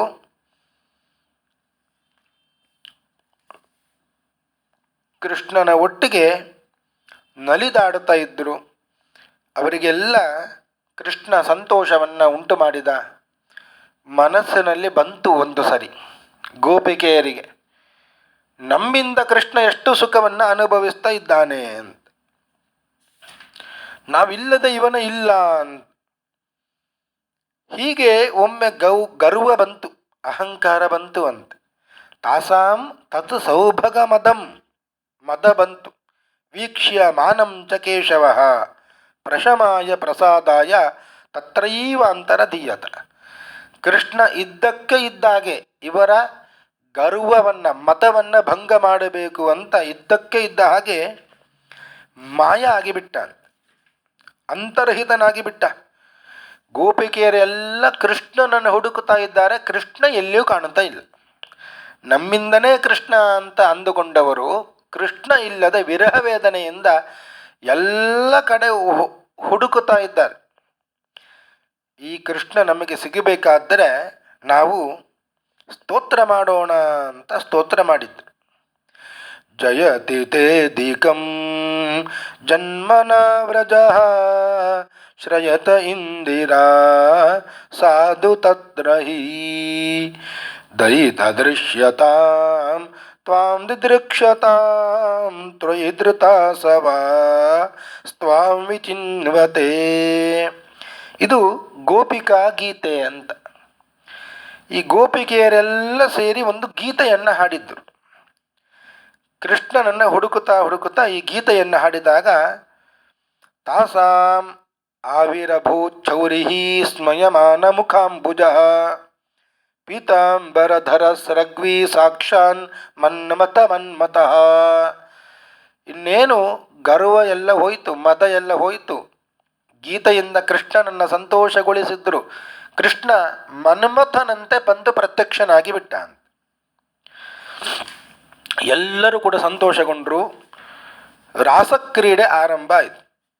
ಎಲ್ಲರನ್ನು ಕೂಡ ರಾಸೋತ್ಸವ ಅಂತ. ರಾಸೋತ್ಸವ ಸಂಪ್ರವೃತ್ತ ಗೋಪೀ ಮಂಡಲ ಮಂಡಿತ. ಇವರನ್ನೆಲ್ಲ ನಿಲ್ಲಿಸಿ ಇಬ್ಬಿಬ್ಬರ ಮಧ್ಯದಲ್ಲಿ ಕೃಷ್ಣ ಅಂತೆ ಅಷ್ಟು ರೂಪವನ್ನು ತಳೆದ. ಮಂಡಲಾಕಾರವಾಗಿ ಅವರನ್ನೆಲ್ಲ ನೆಲೆಸಿದ್ದಾನೆ. ಒಬ್ಬಳ ಗೋಪಿಕೆ, ಒಬ್ಬ ಕೃಷ್ಣ, ಕೃಷ್ಣನ ಬಳಿಯಲ್ಲಿ ಮತ್ತೊಬ್ಬ ಗೋಪಿಕೆ ಮತ್ತು ಕೃಷ್ಣನ ಇನ್ನೊಂದು ರೂಪ. ಹೀಗೆ ರಾಸಕ್ರೀಡೆಯನ್ನು ಕೃಷ್ಣ ಆಡಿದ. ಈ ರಾಸ ನೃತ್ಯ ಏನು ನಡೀತು, ಈ ಒಂದು ವೃತ್ತಾಂತವನ್ನು ಹೇಳಿದಾಗ ಪರೀಕ್ಷಿತರಾದ ಶುಕಾಚಾರ್ಯರಲ್ಲಿ ಸಾಮಾನ್ಯರಿಗೆ ಪ್ರಶ್ನೆ ಬರುವಂತೆ ಒಂದು ಪ್ರಶ್ನೆ ಮಾಡಿದ. ಎಲ್ಲರಿಗೂ ಕೂಡ ಪ್ರಶ್ನೆ ಬರುತ್ತದೆ. ಧರ್ಮ ಸಂಸ್ಥಾಪನಾರ್ಥಾಯ ಸಂಭವಾಮಿ ಯುಗೆ ಯುಗೆ ಅಂತ ಕೃಷ್ಣನ ಮಾತು. ಧರ್ಮದ ಸಂಸ್ಥಾಪನೆಗಾಗಿ ಕೃಷ್ಣ ಅವತಾರ ಮಾಡಿದ್ದು ಅಂತ. ಯದಾ ಯದಾ ಹಿ ಧರ್ಮಸ್ಯ ಗ್ಲಾನಿರ್ಭವತಿ ಭಾರತ ಅಭ್ಯುತ್ಥಾನಮಧರ್ಮಸ್ಯ ತದಾತ್ಮಾನಂ ಸೃಜಾಮ್ಯಹಂ. ಧರ್ಮಕ್ಕೆ ಯಾವಾಗ ಚ್ಯುತಿ ಬರುತ್ತದೋ ಆಗ ನಾನು ಬರುತ್ತೇನೆ. ಪರಿತ್ರಾಣಾಯ ಸಾಧೂನಾಂ ವಿನಾಶಾಯತ ದುಷ್ಕೃತಾಂ ಧರ್ಮ ಸಂಸ್ಥಾಪನಾರ್ಥಾಯ ಸಂಭವಾಮಿ ಯುಗೆ ಯುಗೆ ಅಂತ. ಇಷ್ಟೆಲ್ಲ ಹೇಳಿದ ಕೃಷ್ಣ ಸಂಸ್ಥಾಪನಾಯ ಧರ್ಮಸ್ಯ ಪ್ರಶಮಾಯೇತರಸ್ಯ ಸ, ಅಧರ್ಮವನ್ನು ನಾಶ ಮಾಡುವ ಸಲುವಾಗಿ, ಧರ್ಮವನ್ನು ಸ್ಥಾಪನೆ ಮಾಡುವ ಸಲುವಾಗಿ ಅವತಾರ ಮಾಡಿದ ಕೃಷ್ಣ ಮಾಡಿದ ಕೆಲಸ ಏನು ಇದು? ಎಲ್ಲರ ಪತ್ನಿಯರ ಒಟ್ಟಿಗೆ ರಾಸಕ್ರೀಡೆಯನ್ನು ಮಾಡಿದ, ಪರಪತ್ನಿಯರ ಸಂಸರ್ಗ ಮಾಡಿದ ಅಲ್ವೇ? ಇದು ಹೇಗೆ ಸರಿ ಅಂತ ಕೇಳಿದ. ಕಥಂ ಧರ್ಮಸೇತೂನಾಂ ವಕ್ತಾ ಕರ್ತಾಭಿರಕ್ಷಿತ ಪ್ರತೀಪಂ ಆಚರದ್ ಬ್ರಹ್ಮನ್ ಪರದಾರಾಭಿಮರ್ಶನಂ. ಬೇರೆ ಸ್ತ್ರೀಯರು ಪರಸ್ತ್ರೀಯರನ್ನೆಲ್ಲ ಹೇಗೆ ಸ್ಪರ್ಶ ಮಾಡಿದ ಕೃಷ್ಣ? ಆಪ್ತಕಾಮೋ ಯದುಪತಿ ಕೃತಮಾನವೈ ಜುಗುಪ್ಸಿತಂ. ಕೃಷ್ಣ ಪೂರ್ಣ ಕಾಮನಾಗಿದ್ದು ಯಾವ ವಸ್ತುವಿನ ಕಾಮನೆಯೂ ಕೂಡ ಅವನಿಗೆ ಇಲ್ಲ ಅಂತ ನಾನು ತಿಳ್ಕೊಂಡಿದ್ದೇನೆ. ಆದರೂ ಕಿಂ ಅಭಿಪ್ರಾಯ ಏತಂ ನಹ ಸಂಶಯಂ ಚಿಂತಿಸುವರತ. ಆದರೂ ಈ ವಿಷಯದಲ್ಲಿ ನನಗೆ ಸಂಶಯ ಬಂದಿದೆ. ಪರಸ್ತ್ರೀಯರನ್ನೆಲ್ಲ ಹೇಗೆ ಸ್ಪರ್ಶ ಮಾಡಿದ ಕೃಷ್ಣ? ಅವನಿಗೆ ಯಾವ ಕಾಮನೆಯೂ ಇಲ್ಲ, ಇದು ನನಗೆ ಗೊತ್ತು. ಪೂರ್ಣ ಕಾಮ ಅವ ಪರಿಪೂರ್ಣ, ಏನೂ ಬೇಕು ಅಂತ ಅವನಿಗೆ ಇಲ್ಲ. ಆದರೂ ಪರಸ್ತ್ರೀಯರನ್ನು ಸ್ಪರ್ಶ ಹೇಗೆ ಮಾಡಿದ ಅಂತ ಈ ಪ್ರಶ್ನೆ ಪರೀಕ್ಷಿತರಾದನಿಗೆ ಬಂತು. ಆಗ ಶುಕಾಚಾರ್ಯರು ಉತ್ತರ ಹೇಳುತ್ತಾರೆ ಅಂತ. ಧರ್ಮ ವ್ಯತಿಕ್ರಮೋ ದೃಷ್ಟ ಈಶ್ವರಾಣಾಂ ಚ ಸಾಹಸಂ ತ್ಯಜೀಯಸಾಂ ನ ದೋಷಾಯ ವನ್ನೇ ಸರ್ವಭುಜೋಯತ. ಧರ್ಮದ ಉಲ್ಲಂಘನೆ ಕೆಲವರು ಮಾಡುವುದನ್ನು ನಾವು ನೋಡ್ತೇವೆ. ಸೂರ್ಯ, ಅಗ್ನಿ, ಮಹಾಪ್ರಭಾವವುಳ್ಳವರು ಅವರೆಲ್ಲ ಸಾಹಸದ ಕಾರ್ಯವನ್ನು ಮಾಡುವುದು ನೋಡ್ತೇವೆ, ಧರ್ಮದ ಉಲ್ಲಂಘನೆ ಮಾಡುವುದು ನೋಡ್ತೇವೆ. ಅವರಿಗೆಲ್ಲ ಈ ಕರ್ಮಗಳಿಂದ ಯಾವುದೇ ದೋಷ ಆಗುವುದಿಲ್ಲ. ತ್ಯಜೀಯಸಾಂನ ದೋಷಾಯ, ಹೇಗೆ ಅಂದರೆ ವನ್ನೇ ಸರ್ವಭುಜೋ ಯಥಾ. ಅಗ್ನಿ ಸರ್ವಭಕ್ಷಕ, ಎಲ್ಲವನ್ನೂ ಕೂಡ ತಿನ್ನುತ್ತಾನೆ, ಆದರೆ ಅವ ಮೈಲಿಗೆ ಇಲ್ಲ. ಏನು ಅಗ್ನಿಯಲ್ಲಿ ಹಾಕಿದ್ರೂ ಅದು ಒಳ್ಳೆಯ ಪದಾರ್ಥವೇ ಇರಲಿ, ಕೆಟ್ಟ ಪದಾರ್ಥವೇ ಇರಲಿ, ಆದರೆ ಅಗ್ನಿ ಯಾವತ್ತೂ ಶುದ್ಧವೇ. ಹಾಗೆಯೇ ತೇಜಸ್ವಿಗಳು ಅಂತ ಯಾರಿದ್ದಾರೆ ಅವರು ಎಂಥ ಕಾರ್ಯವನ್ನು ಮಾಡಿದ್ದರೂ ಕೂಡ ಅದರಿಂದ ಅವರಿಗೆ ದೋಷ ಇಲ್ಲ. ಮತ್ತೆ ಪ್ರಶ್ನೆ ಮಾಡುತ್ತಾನೆ, ಆಚಾರ್ಯರೇ ನೀವು ಹೇಳಿದ್ದು ಸರಿ, ತೇಜಸ್ವಿಗಳಿಗೆ ದೋಷ ಇಲ್ಲ. ಕೃಷ್ಣ ಮಾಡಿದ ಅಂತ ಹೇಳಿ ಬೇರೆಯವರೆಲ್ಲ ಅದನ್ನು ನಾವು ಮಾಡುತ್ತೇವೆ ಅಂತ ಹೋದರೆ ಅದನ್ನು ಮಾಡಬಾರದು ಅಂತ ಹೇಳಿದ್ದರು. ನೈತತ್ ಸಮಾಚರೇತ್ ಜಾತು ಮನಸಾಪಿ ಹ್ಯನೀಶ್ವರ ವಿನಶ್ಯತ್ಯಾಚರನ್ ಮೌಢ್ಯಾತ್ ಯಥಾ ರುದ್ರೋಕ್ತಿ ಜಂವಿಷಂ. ಕೃಷ್ಣ ಮಾಡಿದ, ತೇಜಸ್ವಿಗಳು ಮಾಡಿದ್ರು ಅಂತ ನಾವು ಅದನ್ನು ಮಾಡಲಿಕ್ಕೆ ಹೋಗಬಾರದು. ಅವರಿಗೆ ದೋಷ ಆಗುವುದಿಲ್ಲ, ನಮಗೆ ದೋಷ ಆಗ್ತದೆ. ಹಾಗೆ ಮಾಡುವುದೇ ಅಂತ ಇದ್ದರೆ ರುದ್ರದೇವರು ವಿಷಪಾನವನ್ನು ಮಾಡಿದ್ದರು. ಯಥಾ ರುದ್ರ ಅಬ್ದಿಜಂ ವಿಷಂ, ಹಲಾಹಲ ವಿಷ, ಭಯಂಕರವಾದಂಥ ಘೋರವಾದ ವಿಷ ರುದ್ರದೇವರು ಪಾನ ಮಾಡಿದ್ರು. ರುದ್ರದೇವರು ಪಾನ ಮಾಡಿದ್ದಾರೆ ಅಂತ ಹೇಳಿ ನಾವೇನಾದರೂ ಪಾನ ಮಾಡಲಿಕ್ಕೆ ಹೋದರೆ ನಾವು ಬದುಕಿ ಉಳಿಯುವುದಿಲ್ಲ. ಆದ್ದರಿಂದ ಹಾಗೆ ಅವರಿಗೆ ದೋಷ ಅಲ್ಲ, ಅವರು ಮಾಡಿದ್ರು ಅಂತ ನಾವು ಮಾಡಲಿಕ್ಕೆ ಹೋಗಬಾರದು. ಈಶ್ವರಾನ ಮತ ಸತ್ಯಂ ಸತ್ಯಂ ತಥೈವಾತರಿತಂ ಕ್ವಚಿತ್. ಕೆಲವೊಂದು ಕಡೆ ಭಗವಂತ ಮಾಡಿ ತೋರಿಸಿದ್ದಾನೆ, ಕೆಲವೊಂದು ಕಡೆ ಹೇಳಿದ್ದಾನೆ. ಎಲ್ಲಿ ಹೇಳಿದ್ದಾನೋ ಅದನ್ನು ನಾವು ಕೇಳಬೇಕು. ಕೆಲವೊಂದು ಕಡೆ ಕೆಲವೊಂದನ್ನು ಮಾಡಿ ತೋರಿಸಿದ್ದಾನೆ, ಅದನ್ನು ನಾವು ಮಾಡಬೇಕು. ರಾಮನಾಗಿ ಬಂದು ಹೇಗೆ ನಡಿಬೇಕು ಅಂತ ತೋರಿಸಿಕೊಟ್ಟಿದ್ದಾನೆ. ರಾಮ ಅವತಾರದಲ್ಲಿ ರಾಮ ಎಲ್ಲಿಯೂ ಕೂಡ ಹೇಳಿದ್ದು ಅಂತ ಇಲ್ಲ, ಪಿತೃವಾಕ್ಯ ಪರಿಪಾಲನೆ ಮಾಡಿ ತೋರಿಸಿದ್ದಾನೆ. ಹೇಗೆ ನಡಿಬೇಕು ಅದನ್ನು ನಡೆದು ತೋರಿಸಿದ್ದಾನೆ. ಕೃಷ್ಣ ಮಾಡಿದ್ದು ಕಮ್ಮಿ, ಹೇಳಿದ್ದು ಜಾಸ್ತಿ, ಭಗವದ್ಗೀತೆ. ಆದ್ದರಿಂದಲೇ ರಾಮ ನಡೆದಂತೆ ನಡೆಬೇಕು, ಕೃಷ್ಣ ನುಡಿದಂತೆ ನಡಿಬೇಕು. ಹೀಗೆ ಕೆಲವು ವಿಷಯದಲ್ಲಿ ರಾಮ ನಡೆದಂತೆ ನಡೆಯುವಂಥದ್ದು, ಕೃಷ್ಣ ನುಡಿದಂತೆ ನಡೆಯುವಂಥದ್ದು. ಕೃಷ್ಣ ಮಾಡಿದ ಅಂತ ಹೇಳಿ ನಾವು ಮಾಡಲಿಕ್ಕೆ ಹೋಗ್ತೇವೆ ಅಂದರೆ, ಕೃಷ್ಣ ಹುಟ್ಟಿದ ಕೂಡಲೇ ಮಾಡಿದ ಕೆಲಸ ಯಾವುದು? ಪೂತನಿಯ ವಿಷಪೂರಿತವಾದ ಎದೆ ಹಾಲನ್ನು ಕುಡಿದಿತ್ತು. ಅದನ್ನು ಕುಡಿದು ಮತ್ತೆ ಬೇರೆ ಎಲ್ಲ ಕೆಲಸ ಮಾಡಿದ. ನಾವು ಒಂದು ವೇಳೆ ಕೃಷ್ಣನಂತೆ ರಾಸಕ್ರೀಡೆಯನ್ನು ಮಾಡುತ್ತೇವೆ ಅಂತ ಹೋಗುವುದು ಅಂತ ಇದ್ದರೆ, ಮೊದಲು ಮಾಡಬೇಕಾದ ಕೆಲಸ ವಿಷಪೂರಿತವಾದಂತಹ ಸ್ತನ್ಯಪಾನವನ್ನು ಮಾಡಬೇಕು. ಅದನ್ನು ಮಾಡಿ ನಾವು ಉಳಿದರೆ ಮತ್ತೆ ಇದನ್ನೆಲ್ಲ ಮಾಡಬಹುದು. ಆದ್ದರಿಂದ ಯಾವ ಕೆಲಸವನ್ನು ಮಾಡಬೇಕು ಅಂತ ಕೃಷ್ಣ ಹೇಳಿದ್ದಾನೋ ಅದನ್ನು ಮಾತ್ರ ಮಾಡಬೇಕು, ಉಳಿದದ್ದನ್ನು ಮಾಡಲಿಕ್ಕೆ ಹೋಗಬಾರದು. ಇದು ಅವರಿಗೆ ದೋಷ ಅಲ್ಲ. ಇಷ್ಟಾಗಿಯೂ ಶುಕಾಚಾರ್ಯರು ಹೇಳ್ತಾರೆ, ಯಾರೆಲ್ಲ ಋಷಿ ಮುನಿಗಳ ಪತ್ನಿಯರು ಬಂದಿದ್ದರು ಅವರು ಯಾರು ಕೂಡ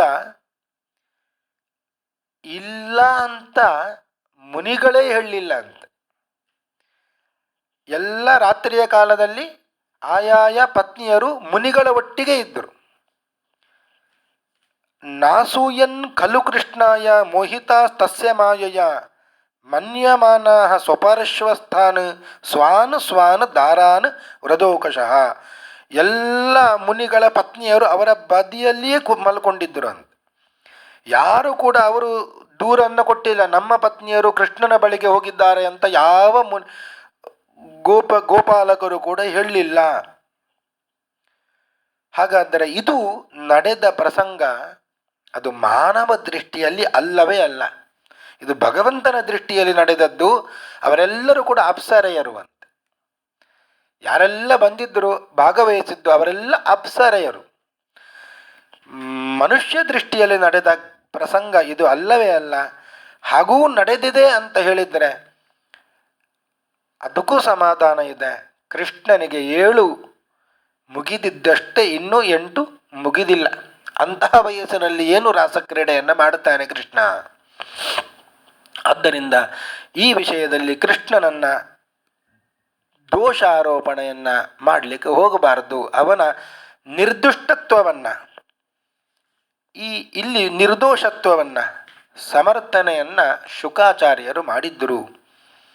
ಕೊನೆಗೆ ಹೇಳುತ್ತಾರೆ ಶುಕಾಚಾರ್ಯರು, ಭಕ್ತಿಂ ಪರಾಂ ಭಗವತಿ ಪ್ರತಿಲಭ್ಯ ಕಾಮಂ ಹೃದ್ರೋಗಂ ಆಶು ಅಪಹಿನೋತ್ಯಚಿರೇಣ ಧೀರಃ. ಕೃಷ್ಣನು ನಡೆಸಿದ ಈ ರಾಸವಿಲಾಸ, ರಾಸಕ್ರೀಡೆ ಅಂತ ಏನಿದೆ ಅದನ್ನು ಶ್ರದ್ಧೆಯಿಂದ ಯಾರು ಪದೇ ಪದೇ ಕೇಳ್ತಾರೋ ಅವರ ಹೃದ್ರೋಗಂ ಆಶು ಅಪಹಿನೋತಿ, ಹೃದಯ ಸಂಬಂಧಿ ಕಾಯಿಲೆ ಅಂತ ಏನಿದೆ ಅದು ಪರಿಹಾರ ಆಗ್ತದೆ ಅಂತ, ಶೀಘ್ರವಾಗಿ ಪರಿಹಾರ ಆಗ್ತದೆ. ಅಪಹಿನೋತಿ ಅಚಿರೇಣ ಧೀರ. ಅಚಿರೇಣ ಅಂದರೆ ಶೀಘ್ರ ಅಂತ. ಕಾಮ ಕ್ರೋಧ, ಹೃದ್ರೋಗ ಅಂದರೆ ಏನು? ಕಾಮ ಕ್ರೋಧ ಲೋಭ, ಇದೆಲ್ಲ ಹೃದ್ರೋಗ. ಮನಸ್ಸಿಗೆ ಹೃದಯಕ್ಕೆ ಸಂಬಂಧಪಟ್ಟ ರೋಗಗಳು, ಎಲ್ಲ ರೋಗಗಳು ಕೃಷ್ಣನ ರಾಸಕ್ರೀಡೆಯನ್ನು ಪದೇ ಪದೇ ಕೇಳುವುದರಿಂದ ಇದೆಲ್ಲ ಪರಿಹಾರ ಆಗಿ ಬಿಡುತ್ತದೆ. ಆದ್ದರಿಂದ ಕೃಷ್ಣನಿಗೆ ಯಾವ ದೋಷವೂ ಕೂಡ ಇಲ್ಲ ಅಂತ ಕೃಷ್ಣನ ನಿರ್ದುಷ್ಟತ್ವವನ್ನು ಇಲ್ಲಿ ವರ್ಣನೆ ಮಾಡಿದ್ದಾರೆ. ಇಷ್ಟಾಗುವಾಗ ನಾರದರು ಹೋಗಿ ಮಥುರಾ ಪಟ್ಟಣದಲ್ಲಿ ಕಂಸನಿಗೆ ಎಲ್ಲ ವಿಷಯವನ್ನು ತಿಳಿಸಿದ್ದಾರೆ. ಕಂಸ ಏನು ನಿನ್ನನ್ನು ಕೊಲ್ಲುತ್ತೇನೆ ಅಂತ ಅಷ್ಟಮಗರ್ಭ, ಅದು ನಿನ್ನನ್ನು ಸಾಯಿಸುವುದು ಅಂತ ಅಶರೀರವಾಗಿ ಆಗಿತ್ತು. ಆ ಅಷ್ಟಮಗರ್ಭ ನಿನಗೆ ಸಿಗಲಿಲ್ಲ, ಇದು ತನಕ ಇದುವರೆಗೂ ನಿನಗೆ ಸಿಗಲಿಲ್ಲ. ದುರ್ಗಾದೇವಿ ನಿನ್ನ ಕೈಯಿಂದ ತಪ್ಪಿಸಿಕೊಂಡು ನಿನ್ನನ್ನು ಕೊಲ್ಲುವ ಮಗು ಬೇರೆ ಎಲ್ಲೋ ಬೆಳೀತಾ ಇದೆ ಅಂತ ಹೇಳಿ ಓಡಿಬಿಟ್ಲವಳು. ಅಂತಹ ಮಗು ಅದು ಎಲ್ಲಿದೆ ಅಂತ ನಾನು ಹೇಳುತ್ತೇನೆ ಕಂಸ.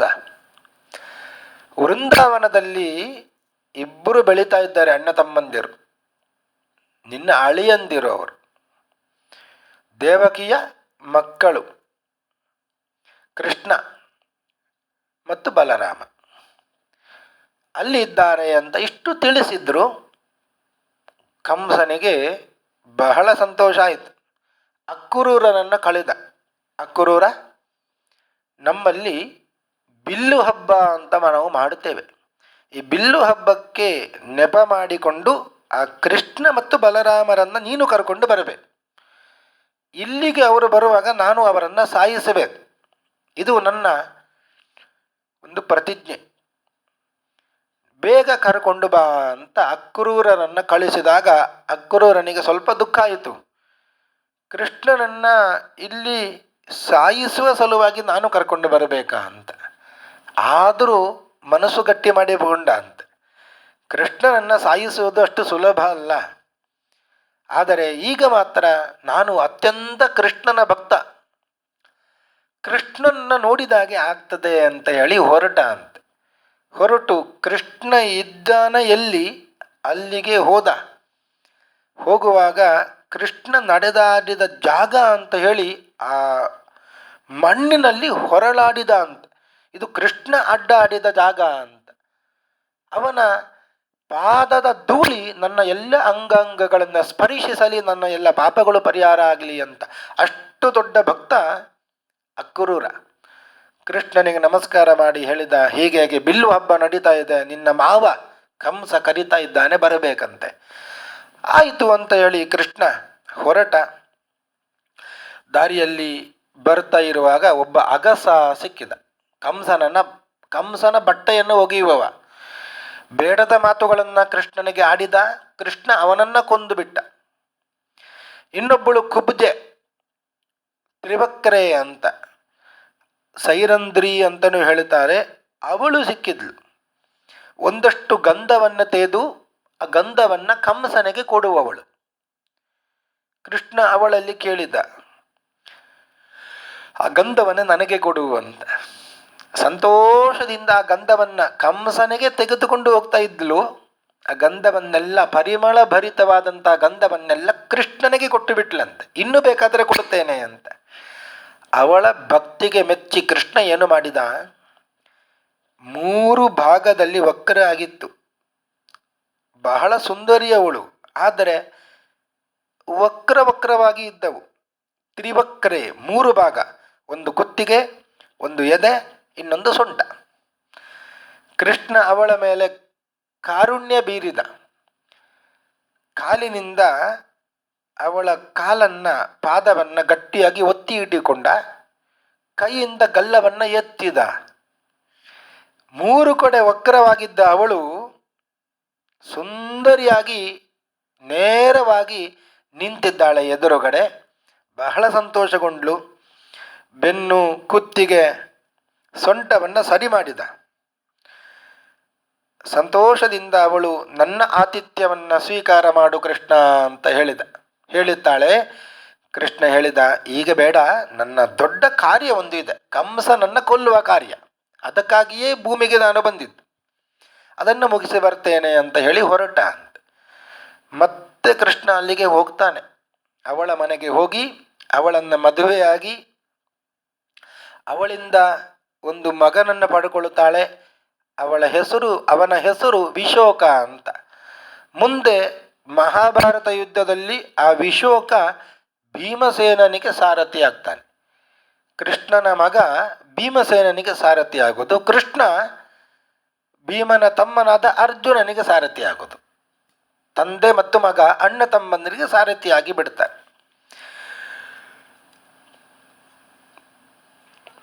ಆ ದಿನ ಕೃಷ್ಣ ಹೊರಟು ಕಂಸ ಒಂದು ಬಿಲ್ಲನ್ನು ಇಟ್ಟಿದ್ದ. ಆ ಬಿಲ್ಲು ಹಬ್ಬ ಅಂತ ಹೇಳಿ ಬಿಲ್ಲನ್ನು ಏನು ಇಟ್ಟಿದ್ದ, ಆ ಬಿಲ್ಲನ್ನು ತುಂಡು ಮಾಡಿದ್ದ ಕೃಷ್ಣ.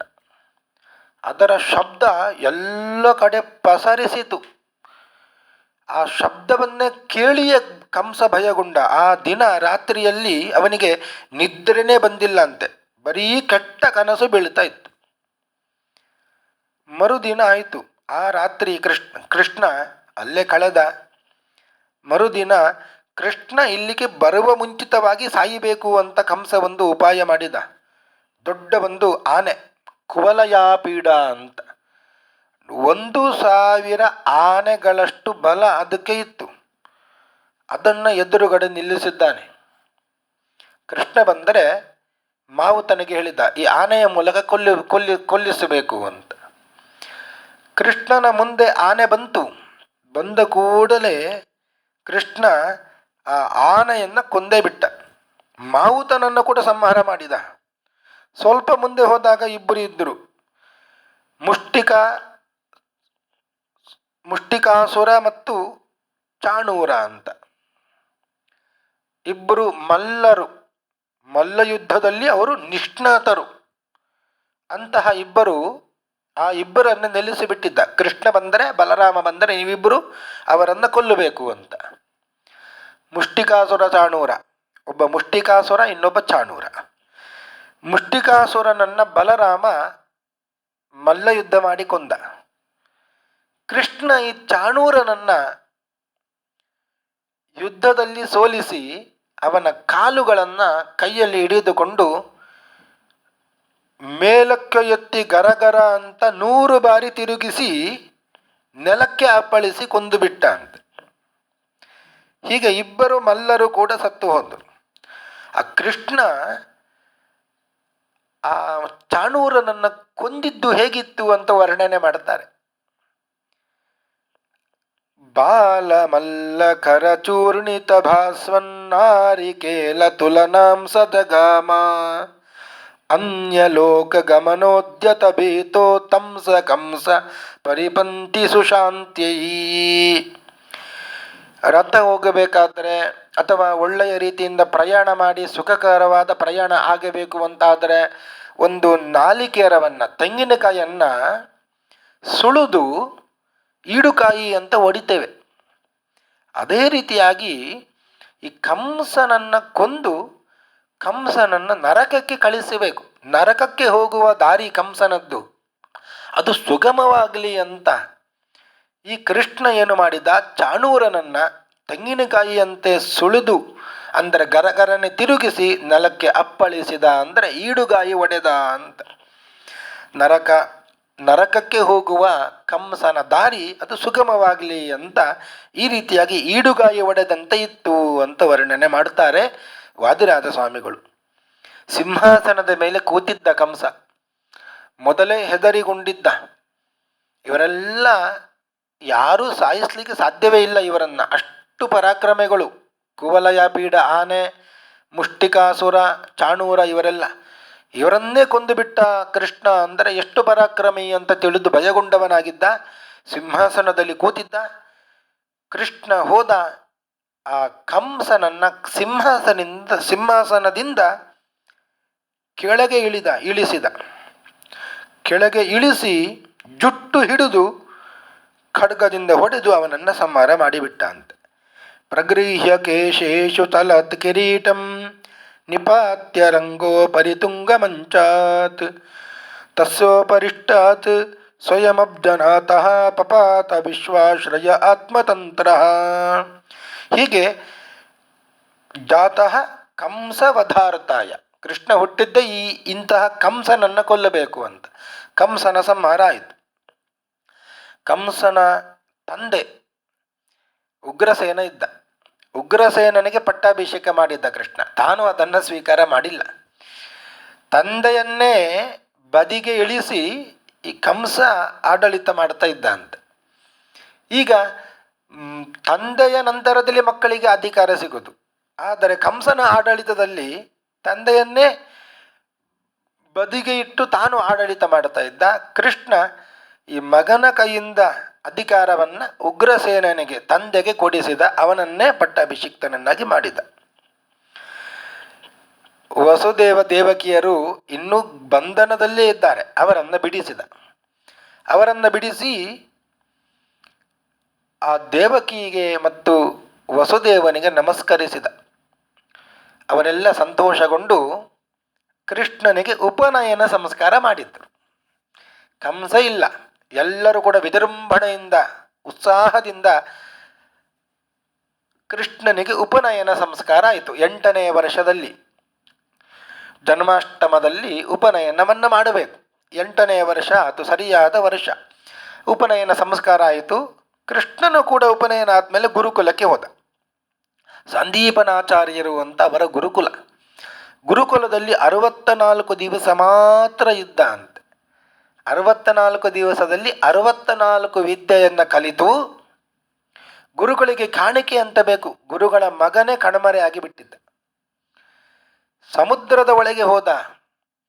ಗುರುಪುತ್ರನನ್ನು ಕರ್ಕೊಂಡು ಬರ್ತೇನೆ ಅಂತ. ಅಲ್ಲಿ ಪಂಚದನ ಅಂತ ಒಬ್ಬ ರಾಕ್ಷಸ, ಅವನನ್ನು ಸಂಹಾರ ಮಾಡಿದ. ಅಲ್ಲಿ ಅವನಿಗೆ ಒಂದು ಶಂಖ ಸಿಕ್ಕಿತು. ಅದಕ್ಕೆ ಪಾಂಚಜನ್ಯ ಅಂತ ಹೆಸರು. ಅದನ್ನು ತನ್ನ ಶಂಖವನ್ನಾಗಿ ಮಾಡಿಕೊಂಡ. ಅಲ್ಲಿ ಇಲ್ಲ, ಯಮಲೋಕಕ್ಕೆ ಹೋದ. ಯಮಲೋಕಕ್ಕೆ ಹೋದಾಗ ಯಮನೇ ಸ್ವಾಗತಿಸಿ ಗುರುಪುತ್ರನನ್ನು ಕೊಟ್ಟು ಬಿಟ್ಟ. ಕೃಷ್ಣ ಅವನನ್ನು ಕರ್ಕೊಂಡು ಬಂದು ಗುರುಗಳಿಗೆ ಸಮರ್ಪಿಸಿದ. ನನ್ನ ಗುರು ಕಾಣಿಕೆ ಇದು ನಿಮಗೆ ಅಂತ ಹೇಳಿ. ಹೀಗೆ 64 ದಿವಸದಲ್ಲಿ 64 ವಿದ್ಯೆಯನ್ನು ಕಲಿತು ಅವಂತಿ ದೇಶದ ಗುರುಕುಲ ಅದು. ಅಲ್ಲಿಂದ ಮತ್ತೆ ಮಧುರೆಗೆ ಪ್ರಯಾಣ ಮಾಡಿದ. ಯಾವಾಗ ಕಂಸನನ್ನು ಕೊಂದಿದ್ದನೋ ಆಗ ಜರಾಸಂಧನಿಗೆ ಸಿಟ್ಟು ಬಂತು. ಜರಾಸಂಧನ 2 ಮಕ್ಕಳು, ಹೆಣ್ಣು ಮಕ್ಕಳು, ಅಸ್ತಿ ಪ್ರಾಸ್ತಿ ಅಂತ 2 ಮಕ್ಕಳು ಕಂಸನಿಗೆ ಕೊಟ್ಟು ಮದುವೆ ಮಾಡಿದ್ದ. ಕಂಸ ಸತ್ತ ಅಂತಾದಾಗ ಪಾಪ 2 ಕೂಡ ವಿಧವೆಯರಾಗಿ ಬಿಟ್ಟರು. 2 ವಿಧವೆಯರಾದರು. ಸಿಟ್ಟು ಬಂತು. ಇವರನ್ನು ಕಂಸ ಅಳಿಯನನ್ನು ಕೊಂದವ ಕೃಷ್ಣ ಅಂತ ಹೇಳಿ ಕೃಷ್ಣನ ಮೇಲೆ ದಂಗೆ ಎಬ್ಬಿಸಿದ. ಜರಾಸಂಧನ ಬಳಿ 23 ಅಕ್ಷೋಹಿಣಿ ಸೈನ್ಯ ಇತ್ತು. ಮಹಾಭಾರತ ಯುದ್ಧದಲ್ಲಿ ಇದ್ದಿದ್ದೇ ಒಟ್ಟು 18. 11 ಕೌರವರದ್ದು, 7 ಪಾಂಡವರದ್ದು. ಈ ಜರಾಸಂಧನ ಬಳಿ 23 ಅಕ್ಷೋಹಿಣಿ ಸೈನ್ಯ ಇತ್ತು. ಎಂತಹ ಪರಾಕ್ರಮಿಯವ! ಕೃಷ್ಣನ ಮೇಲೆ ಯುದ್ಧ ಸಾರಿದ. ಎಷ್ಟು ಬಾರಿ ಯುದ್ಧ ಮಾಡಿದ ಅಂದರೆ 18 ಬಾರಿ ಯುದ್ಧಕ್ಕೆ ಹೋದ. ಕೃಷ್ಣನ ಒಂದು ಯುದ್ಧ ತಂತ್ರ, ರಣತಂತ್ರ ಹೇಗಿತ್ತು ಅಂದರೆ, ಜರಾಸಂಧ ಬಂದಾಗ ಓಡುತ್ತಾ ಇದ್ದಂತೆ. ಜರಾಸಂಧ ತಿಳ್ಕೊಳ್ತಿದ್ದ ಹೆದರಿಕೆಯಿಂದ ಓಡುತ್ತಾ ಇದ್ದಾನೆ ಅಂತ. ಆದರೆ ಕೃಷ್ಣ ಓಡುತ್ತಾ ಇದ್ದಿದ್ದು ಅದಕ್ಕೆ ಅಲ್ಲ. ಓಡಿಸಿ ಓಡಿಸಿ ಓಡಿಸಿ ಜರಾಸಂಧನನ್ನು, ಅವನ ಬಂದ ಸೈನ್ಯವನ್ನೆಲ್ಲ ಬಲರಾಮ ನೋಡಿಕೊಳ್ತಾ ಇದ್ದ. ಇವನಿಗೆ ಆಯಾಸ ಪಡಿಸಿ ಜರಾಸಂಧ ವಾಪಸ್ ಹೋಗ್ತಾ ಇದ್ದ. ಹೀಗೆ ಬಂದ ಸೈನ್ಯವನ್ನೆಲ್ಲ ನಾಶ ಮಾಡ್ತಾ ಇದ್ದರು ಇವರು, ಕೃಷ್ಣ ಮತ್ತು ಬಲರಾಮನು ಸೇರಿ. ಅಲ್ಲಿಗೆ ಹೋಗಿ ಅಷ್ಟು ದೊಡ್ಡ ಸೈನ್ಯವನ್ನು ನಾಶ ಮಾಡಬೇಕಾಗಿಲ್ಲ. ಜರಾಸಂಧನೇ ಯಾವಾಗ ಬರ್ತಾ ಇದ್ದಾನೆ, ಬರುವಾಗ ಒಬ್ಬನೇ ಬರುವುದಿಲ್ಲ, ಸೈನ್ಯವನ್ನೆಲ್ಲ ಕರ್ಕೊಂಡು ಬರ್ತಾ ಇದ್ದ. ಈ ಸೈನ್ಯವನ್ನೆಲ್ಲ ನಾಶ ಮಾಡಿ ಜರಾಸಂಧ ಒಬ್ಬನನ್ನೇ ಕಳಿಸ್ತಾ ಇದ್ದಂತೆ. ಜರಾಸಂಧನನ್ನು ಕೊಲ್ಲಬೇಕಾದ ಕಾರ್ಯ ಅದು ಭೀಮನಿಂದ ಮಾಡಿಸಬೇಕು. ಭೀಮನಿಗೆ ಕೀರ್ತಿ ಬರಬೇಕು ಅಂತ ಕೃಷ್ಣನ ಒಂದು ಆಶಯ ಇತ್ತು. ಆದ್ದರಿಂದ ಕೊಲ್ಲಲಿಲ್ಲ. ಒಂದು ದಿವಸ ಜರಾಸಂಧನ ದಾಳಿಗೆ ಈ ಮಥುರಾ ಪಟ್ಟಣ ಸ್ವಲ್ಪ ಶಿಥಿಲವಾದಾಗ ಸಮುದ್ರದ ಮಧ್ಯದಲ್ಲಿ ಒಂದು ದ್ವಾರಕೆಯನ್ನು ನಿರ್ಮಾಣ ಮಾಡಿದ ಅಂತೆ. ಸಮುದ್ರ ಮಧ್ಯದಲ್ಲಿ ದ್ವಾರಕೆಯನ್ನು ನಿರ್ಮಾಣ ಮಾಡಿ ಇಲ್ಲಿ ಇದ್ದ ಎಲ್ಲರನ್ನು ಕೂಡ ದ್ವಾರಕೆಗೆ ಕರ್ಕೊಂಡು ಹೋಗಿಬಿಟ್ಟ. ಒಂದೇ ಒಂದು ರಾತ್ರಿಯಲ್ಲಿ ಒಬ್ಬ ಕಾಲಯವನ ಅಂತ ಒಬ್ಬ ರಾಕ್ಷಸ ಜರಾಸಂಧನಿಂದ ಪ್ರೇರಿತನಾಗಿ ಬಂದ. ಅವನ ಬಳಿ 3,000,000 ಸೈನ್ಯ ಇತ್ತು. ಆ ಕಾಲಯವನ ಬಂದಾಗಲೂ ಇದೇ ರಣತಂತ್ರ. ಈ ಸೈನ್ಯವನ್ನೆಲ್ಲ ಬಲರಾಮ ನಾಶ ಮಾಡಿದ. ಕಾಲಯವನ ಬಂದಾಗ ಕೃಷ್ಣ ಓಡಿದ. ಓಡಿ ಓಡಿ ಓಡಿ ಒಂದು ಗುಹೆಯನ್ನು ಸೇರಿದ. ಕಾಲಯವನ ಅಂದುಕೊಂಡ ನನಗೆ ಹೆದರಿ ಓಡ್ತಾ ಇದ್ದಾನೆ ಕೃಷ್ಣ ಅಂತ. ಆದರೂ ಗುಹೆಯ ಒಳಗೆ ಹೋದ. ಗುಹೆಯ ಒಳಗೆ ಹೋದಾಗ ಕೃಷ್ಣ ಎಲ್ಲಿದ್ದಾನೆ ಅಂತ ಹುಡುಕುತ್ತಾ ಹುಡುಕುತ್ತಾ ಒಬ್ಬ ಮಲಗಿದ್ದಾನೆ. ಮಲಗಿದ್ದವನನ್ನ ಮುಸುಕು ಹಾಕಿ ಮಲಗಿದ್ದವನನ್ನೇ ಕೃಷ್ಣ ಅಂತ ತಿಳಿದು ಕಾಲಿನಿಂದ ಒದ್ದ. ಕಾಲಿನಿಂದ ಒದ್ದದ್ದೇ ತಡ ಈ ಕಾಲಯವನ ಭಸ್ಮೀಭೂತನಾಗಿ ಬಿಟ್ಟ. ಯಾಕೆ ಅಂದರೆ ಅಲ್ಲಿ ಮಲಗಿದ್ದವ ಮುಚುಕುಂದ ಅಂತ ಒಬ್ಬ ರಾಜ.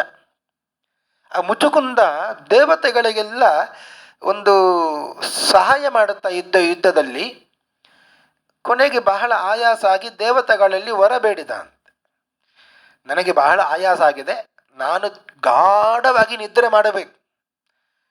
ಎಷ್ಟು ನಿದ್ರೆ ಅಂದರೆ ಯಾರಾದರೂ ಬಂದು ನನ್ನನ್ನು ಎಬ್ಬಿಸಿದರೆ ಅವರು ಭಸ್ಮೀಭೂತರಾಗಲಿ, ಈ ವರವನ್ನು ಕೇಳಿದ. ದೇವತೆಗಳಲ್ಲಿ ಕೇಳುವ ವರ ಇದಲ್ಲ ನಿಜವಾಗಿಯೂ, ಆದರೂ ಕೇಳಿದ ಅಂತ. ಕೃಷ್ಣನ ಭಕ್ತ ಮುಚುಕುಂದ.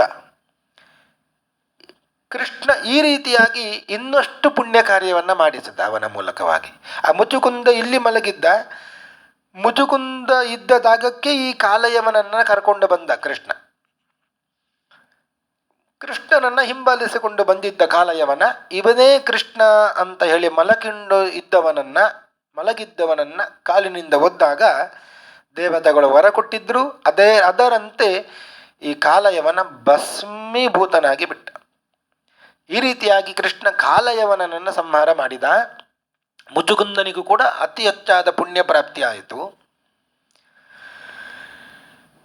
ಜರಾಸಂಧನನ್ನ ಮಾತ್ರ ಕೊಲ್ಲಿಲ್ಲ. ಮುಂದೆ ರಾಜಸೂಯ ಯಾಗದಲ್ಲಿ ಭೀಮನ ಮೂಲಕ ಕೊಲ್ಲಿಸ್ತೇನೆ ಅಂತ ಸಂಕಲ್ಪ ಮಾಡಿದ್ದ. ಈಗ ಕೃಷ್ಣನಿಗೆ ಪಾಂಡವರಿಗೆ ಎಲ್ಲ ವಯಸ್ಸು ಆಚೀಚೆ 25-24 ವರ್ಷಗಳು. ಅರ್ಜುನ 20-25ರ ತರುಣ, 6 ತಿಂಗಳು ಸ್ವಲ್ಪ ದೊಡ್ಡವ ಕೃಷ್ಣ. ಈಗ ಮದುವೆಯ ವಯಸ್ಸು, ಮದುವೆ ಆಗಬೇಕು. ಬಲರಾಮನಿಗೆ ರೇವತಿಯನ್ನು ಕೊಟ್ಟು ಮದುವೆ ಮಾಡಿದ್ದರು. ಕೃಷ್ಣನಿಗೂ ಕೂಡ ಒಂದು ಮದುವೆ ಆಗಬೇಕಿತ್ತು. ಆದರೆ ಕೃಷ್ಣ ರುಕ್ಮಿಣಿಯನ್ನು ಪ್ರೀತಿಸ್ತಾ ಇದ್ದ. ರುಕ್ಮಿಣಿ ಕೂಡ ಕೃಷ್ಣನನ್ನು ಪ್ರೀತಿಸ್ತಾ ಇದ್ಲು. ಆದರೆ ಪ್ರೀತಿಗೆ ಅಡ್ಡ ನಿಂತವ ರುಕ್ಮಿ ಅಂತ, ರುಕ್ಮಿಣಿಯ ಅಣ್ಣ. ಭೀಷ್ಮಕರಾಜನ ಮಗಳು ರುಕ್ಮಿಣಿ, ಭೀಷ್ಮಕರಾಜನ ಮಗ ರುಗ್ಮಿ ಅಂತ. ಆ ರುಗ್ಮಿಗೆ ಈ ರುಕ್ಮಿಣಿಯನ್ನು ಶಿಶುಪಾಲನೆಗೆ ಕೊಟ್ಟು ಮದುವೆ ಮಾಡಬೇಕು ಅಂತ ಆಸೆ ಇತ್ತು. ಅದು ರಾಜಕೀಯ. ಜರಾಸಂಧ ಇದ್ದ ರಾಜರಲ್ಲಿ ಬಹಳ ಪರಾಕ್ರಮಿ. ಜರಾಸಂಧನ ಮಗ ಸಹದೇವ, ಆ ಜರಾಸಂಧ ಅಷ್ಟು ಪ್ರೀತಿಸ್ತಾ ಇದ್ದಿಲ್ಲ ಮಗನನ್ನು. ಶಿಶುಪಾಲನನ್ನು ಬಹಳ ಪ್ರೀತಿಸ್ತಾ ಇದ್ದ. ನನ್ನ ಹಾಗೆ ಇವ ಇದ್ದಾನೆ ಅಂತ ಜರಾಸಂಧನ ಪ್ರೀತಿಗೆ ಪಾತ್ರನಾಗಿದ್ದ ಈ ಶಿಶುಪಾಲ. ಇಂತಹ ಶಿಶುಪಾಲ ಜರಾಸಂಧನಿಗೆ ಆತ್ಮೀಯ. ಶಿಶುಪಾಲನಿಗೆ ನನ್ನ ತಂಗಿಯನ್ನು ಕೊಟ್ಟು ಮದುವೆ ಮಾಡಿದರೆ ಜರಾಸಂಧನ ಪ್ರೀತಿಗೆ ನಾನೂ ಪಾತ್ರನಾಗ್ತೇನೆ ಅಂತ ಒಂದು ರಾಜಕೀಯದ ದುರುದ್ದೇಶ ಇತ್ತು. ಶಿಶುಪಾಲನಿಗೆ ಮದುವೆಯಾಗಿ ಒಂದು ಮಗಳು ಕೂಡ ಇದ್ಲು, ದೇವಕಿ ಅಂತ. ಆ ದೇವಕಿಯನ್ನು ಧರ್ಮರಾಜ ಯುಧಿಷ್ಠಿರನಿಗೆ ಕೊಟ್ಟು ಮದುವೆ ಮಾಡ್ತಾರೆ. ಇಷ್ಟಾದರೂ ಶಿಶುಪಾಲನಿಗೆ ಕೊಟ್ಟು ಮದುವೆ ಮಾಡಬೇಕು ಅಂತ ತೀರ್ಮಾನ ಮಾಡಿದ. ವಿಷಯ ಗೊತ್ತಾಯಿತು ರುಕ್ಮಿಣಿಗೆ, ಮದುವೆ ಶಿಶುಪಾಲನ ಜೊತೆಯಲ್ಲಿ ಅಂತ. ಒಬ್ಬ ಬ್ರಾಹ್ಮಣರನ್ನು ಕರೆದು ದ್ವಾರಕೆಗೆ ಕಳಿಸಿದ್ಲು. ವಿದರ್ಭ ದೇಶದಲ್ಲಿ ಇದ್ದವಳು, ಅಂದರೆ ಮಹಾರಾಷ್ಟ್ರದಲ್ಲಿ ಇದ್ದವಳು, ಸೌರಾಷ್ಟ್ರ ಅಂದರೆ ದ್ವಾರಕೆಗೆ ಆ ಬ್ರಾಹ್ಮಣರನ್ನು ಪತ್ರ ಬರೆದು ಕಳಿಸಿದ್ಲು ಅಂತೆ. ಆ ಪತ್ರದಲ್ಲಿ ಏನಿತ್ತು ಅಂತ ಆ ಬ್ರಾಹ್ಮಣರೇ ಓದುತ್ತಾರೆ ಕೃಷ್ಣನ ಮುಂದೆ. ಶ್ರುತ್ವಾ ಗುಣಾನ್ ಭುವನ ಸುಂದರ ಶೃಣ್ವತಾಂ ತೇ ನಿರ್ವಿಶ್ಯ ಕರ್ಣ ವಿವರಂ ಹರತೋಂಗಪಾತಾಪಂ ರೂಪಂ ಪರಂ ಭುವನ ಮಂಗಲ ಮಂಗಲಂ ತೇ ತೊಯ್ಯಚ್ಯುತ ವಿಶತಿ ಚಿತ್ತಮಪತ್ರಪಮ್ಮೆ. ಕೃಷ್ಣ, ನಿನ್ನ ಗುಣಗಳನ್ನು ಎಲ್ಲರೂ ಕೂಡ ಕೊಂಡಾಡ್ತಾ ಇದ್ದಾರೆ. ಆ ಗುಣಗಳನ್ನು ನನ್ನ ಕಿವಿ ಯಾವಾಗಲೂ ಕೇಳ್ತಾ ಇದೆ. ಆ ಅಮೃತಮಯವಾದಂತಹ ನಿನ್ನ ಗುಣಗಳ ಕಥೆಯನ್ನು ನನ್ನ ಕಿವಿ ಕೇಳ್ತಾ ಇದೆ. ನಿರ್ವಿಶ್ಯ ಕರ್ಣವಿವರಂ, ನನ್ನ ಕಿವಿ ಅದನ್ನು ಕೇಳಿ ಕೇಳಿ ಕೇಳಿ ನನ್ನ ತಾಪ ಎಲ್ಲ ಪರಿಹಾರವಾಗಿದೆ. ಅಂತಹ ಗುಣಗಳಿಂದ ತುಂಬಿದ ನೀನು ನನ್ನ ಮನಸ್ಸನ್ನು ಅಪಹರಣ ಮಾಡಿಬಿಟ್ಟಿದ್ದಿ. ನನ್ನ ಮನಸ್ಸು ನಿನ್ನಲ್ಲಿ ಲೀಲವಾಗಿದೆ. ನಾನು ಮದುವೆ ಆದರೆ ನಿನ್ನನ್ನೇ ಆಗೋದು. ನೀನು ಬಂದು ನನ್ನನ್ನು ಮದುವೆ ಆಗಬೇಕು. ಇಲ್ಲದೆ ಹೋದರೆ ಸಿಂಹದ ಪಾಲನ್ನು ನರಿ ತೆಗೆದುಕೊಂಡು ಹೋದೀತು. ಮಾವೀರ ಭಾಗ ಮಭಿಮರ್ಷತು ಚೈದ್ಯ ಆರಾತ್ ಗೋಮಾಯುವನ್ ಮೃಗಪತೇರ್ ಬಲಿಮಂಬುಜಾಕ್ಷ. ಸಿಂಹದ ಪಾಲು ಏನೋ ಒಂದು ಆಹಾರ ಇದೆ, ಅದು ಸಿಂಹದ ಪಾಲು. ಸಿಂಹ ಅದನ್ನು ಬಿಟ್ಟರೆ ಅದನ್ನು ಮತ್ತೆ ತಿನ್ನುವುದು ಯಾರು? ಅದು ನರಿ. ಹಾಗಾಗಿ ನೀನು ಸಿಂಹ, ನರಸಿಂಹ ನೀನು, ಕೃಷ್ಣ ಅಂದರೆ. ಅಂತಹ ಸಿಂಹದ ಪಾಲು ಅಂದರೆ ಅದು ನಾನು. ನೀನು ಒಂದು ವೇಳೆ ಬರದೆ ನನ್ನನ್ನು ಮದುವೆ ಆಗದೆ ಹೋದರೆ ನನ್ನನ್ನು ನರಿ ಎತ್ತುಕೊಂಡು ಹೋದೀತು. ನರಿ ಅಂದರೆ ಶಿಶುಪಾಲ ಎತ್ತುಕೊಂಡು ಹೋದಾನು. ಆದ್ದರಿಂದ ಬೇಗ ಬಾ. ನಿರ್ವತ್ಯ ಚೈತ್ಯ ಮಗಧೇಂದ್ರ ಬಲಂ ಪ್ರಸಯ್ಯ ಮಾಂ ರಾಕ್ಷಸೇನ ವಿಧಿನೋದ್ವಹ ವೀರ ಶುಲ್ಕಾಂ. ನೀನು ಬಂದು ಬಲಾತ್ಕಾರದಿಂದ ಅಪಹರಣ ಮಾಡು, ನನ್ನನ್ನು ಮದುವೆಯಾಗು. ಅದಕ್ಕೆ ರಾಕ್ಷಸ ವಿವಾಹ ಅಂತ ಹೇಳ್ತಾರೆ. ವಿವಾಹದಲ್ಲಿ 8 ವಿಧಗಳು ಇವೆ: ಬ್ರಹ್ಮ, ದೈವ, ಆರ್ಷ, ಪ್ರಾಜಾಪತ್ಯ, ಗಾಂಧರ್ವ, ಆಸುರ, ರಾಕ್ಷಸ, ಪೈಶಾಚ ಅಂತ. ಈ 8 ವಿಧದ ವಿವಾಹದಲ್ಲಿ ರಾಕ್ಷಸ ವಿವಾಹ ಅಂದರೆ ಬಲಾತ್ಕಾರದಿಂದ ಅಪಹರಣ ಮಾಡೋದು. ಅದಕ್ಕೆ ರಾಕ್ಷಸ ವಿವಾಹ ಅಂತ. ಆದ್ದರಿಂದ ನೀ ರಾಕ್ಷಸ ವಿವಾಹ ಆಗು ಅಂತ ಬರೆದಿದ್ದಾಳೆ ಅಂತ. ಇನ್ನಷ್ಟು ಬರೆದ್ಲು, ಒಂದು ವೇಳೆ ನೀನು ನನ್ನನ್ನು ಮದುವೆ ಆಗಲಿಲ್ಲ ಅಂತಾದರೆ ನಾನು ಯಾರನ್ನು ಮದುವೆ ಆಗುವುದಿಲ್ಲ, ಸಾಯ್ತೇನೆ. ಯದ್ಯಂಬುಜಾಕ್ಷ ನ ಲಭೇಯ ಭವತ್ ಪ್ರಸಾದಂ ಜೈಹ್ಯಾಮಿ ಅಸೂನು ವ್ರತಕೃಷ ಶತಜನ್ಮಭಿ ಸ್ಯಾಂ. ಈಗ ನೀನು ನನ್ನನ್ನು ಮದುವೆ ಆಗಲಿಲ್ಲ ಅಂದರೆ ನಾನು ಯಾರನ್ನು ಮದುವೆ ಆಗುವುದಿಲ್ಲ, ನಾನು ಪ್ರಾಣವನ್ನು ತ್ಯಜಿಸ್ತೇನೆ. ಇನ್ನೊಂದು ಜನ್ಮ ಬರ್ತದೆ, ಆಗಲೂ ಪ್ರಯತ್ನ ಪಡ್ತೇನೆ. ಆಗಲೂ ನೀನು ಮದುವೆ ಆಗಲಿಲ್ಲ ಅಂದರೂ 100 ಜನ್ಮ ಬರಲಿ ನಿನ್ನನ್ನೇ ಮದುವೆ ಆಗುವವಳು ನಾನು. ಜಹ್ಯಾಂ ಯಸೂನು ವ್ರತಕೃಷ ಶತಜನ್ಮಭಿ ಸ್ಯಾತ್. 100 ಜನ್ಮ ಎತ್ತಿಯಾದರೂ ಸರಿ ನಾನು ಮದುವೆ ಆಗುವುದು ಅಂದರೆ ಅದು ನಿನ್ನನ್ನೇ. ಇಷ್ಟು ಹೇಳಿದಾಗ ಆ ಬ್ರಾಹ್ಮಣರ ಕೈ ಹಿಡಿದ ಅಂತ ಕೃಷ್ಣ. ಬ್ರಾಹ್ಮಣರು ಹೇಳಿದರು, ರುಕ್ಮಿಣಿಯ ಪಾಣಿಗ್ರಹಣ ಮಾಡು ಅಂದರೆ ನನ್ನ ಪಾಣಿಗ್ರಹಣ ಮಾಡಿದ್ಯಲ್ಲ ಕೃಷ್ಣ, ಅಂದ ಮೇಲೆ ನೀನು ರುಕ್ಮಿಣಿಯ ಪಾಣಿಗ್ರಹಣವನ್ನು ಮಾಡಿಯೇ ಮಾಡುತ್ತೀ ಅಂತ ಹೇಳಿದ್ರು. ಕೂಡಲೇ ಕೃಷ್ಣ ಹೊರಟ ಅಂತ.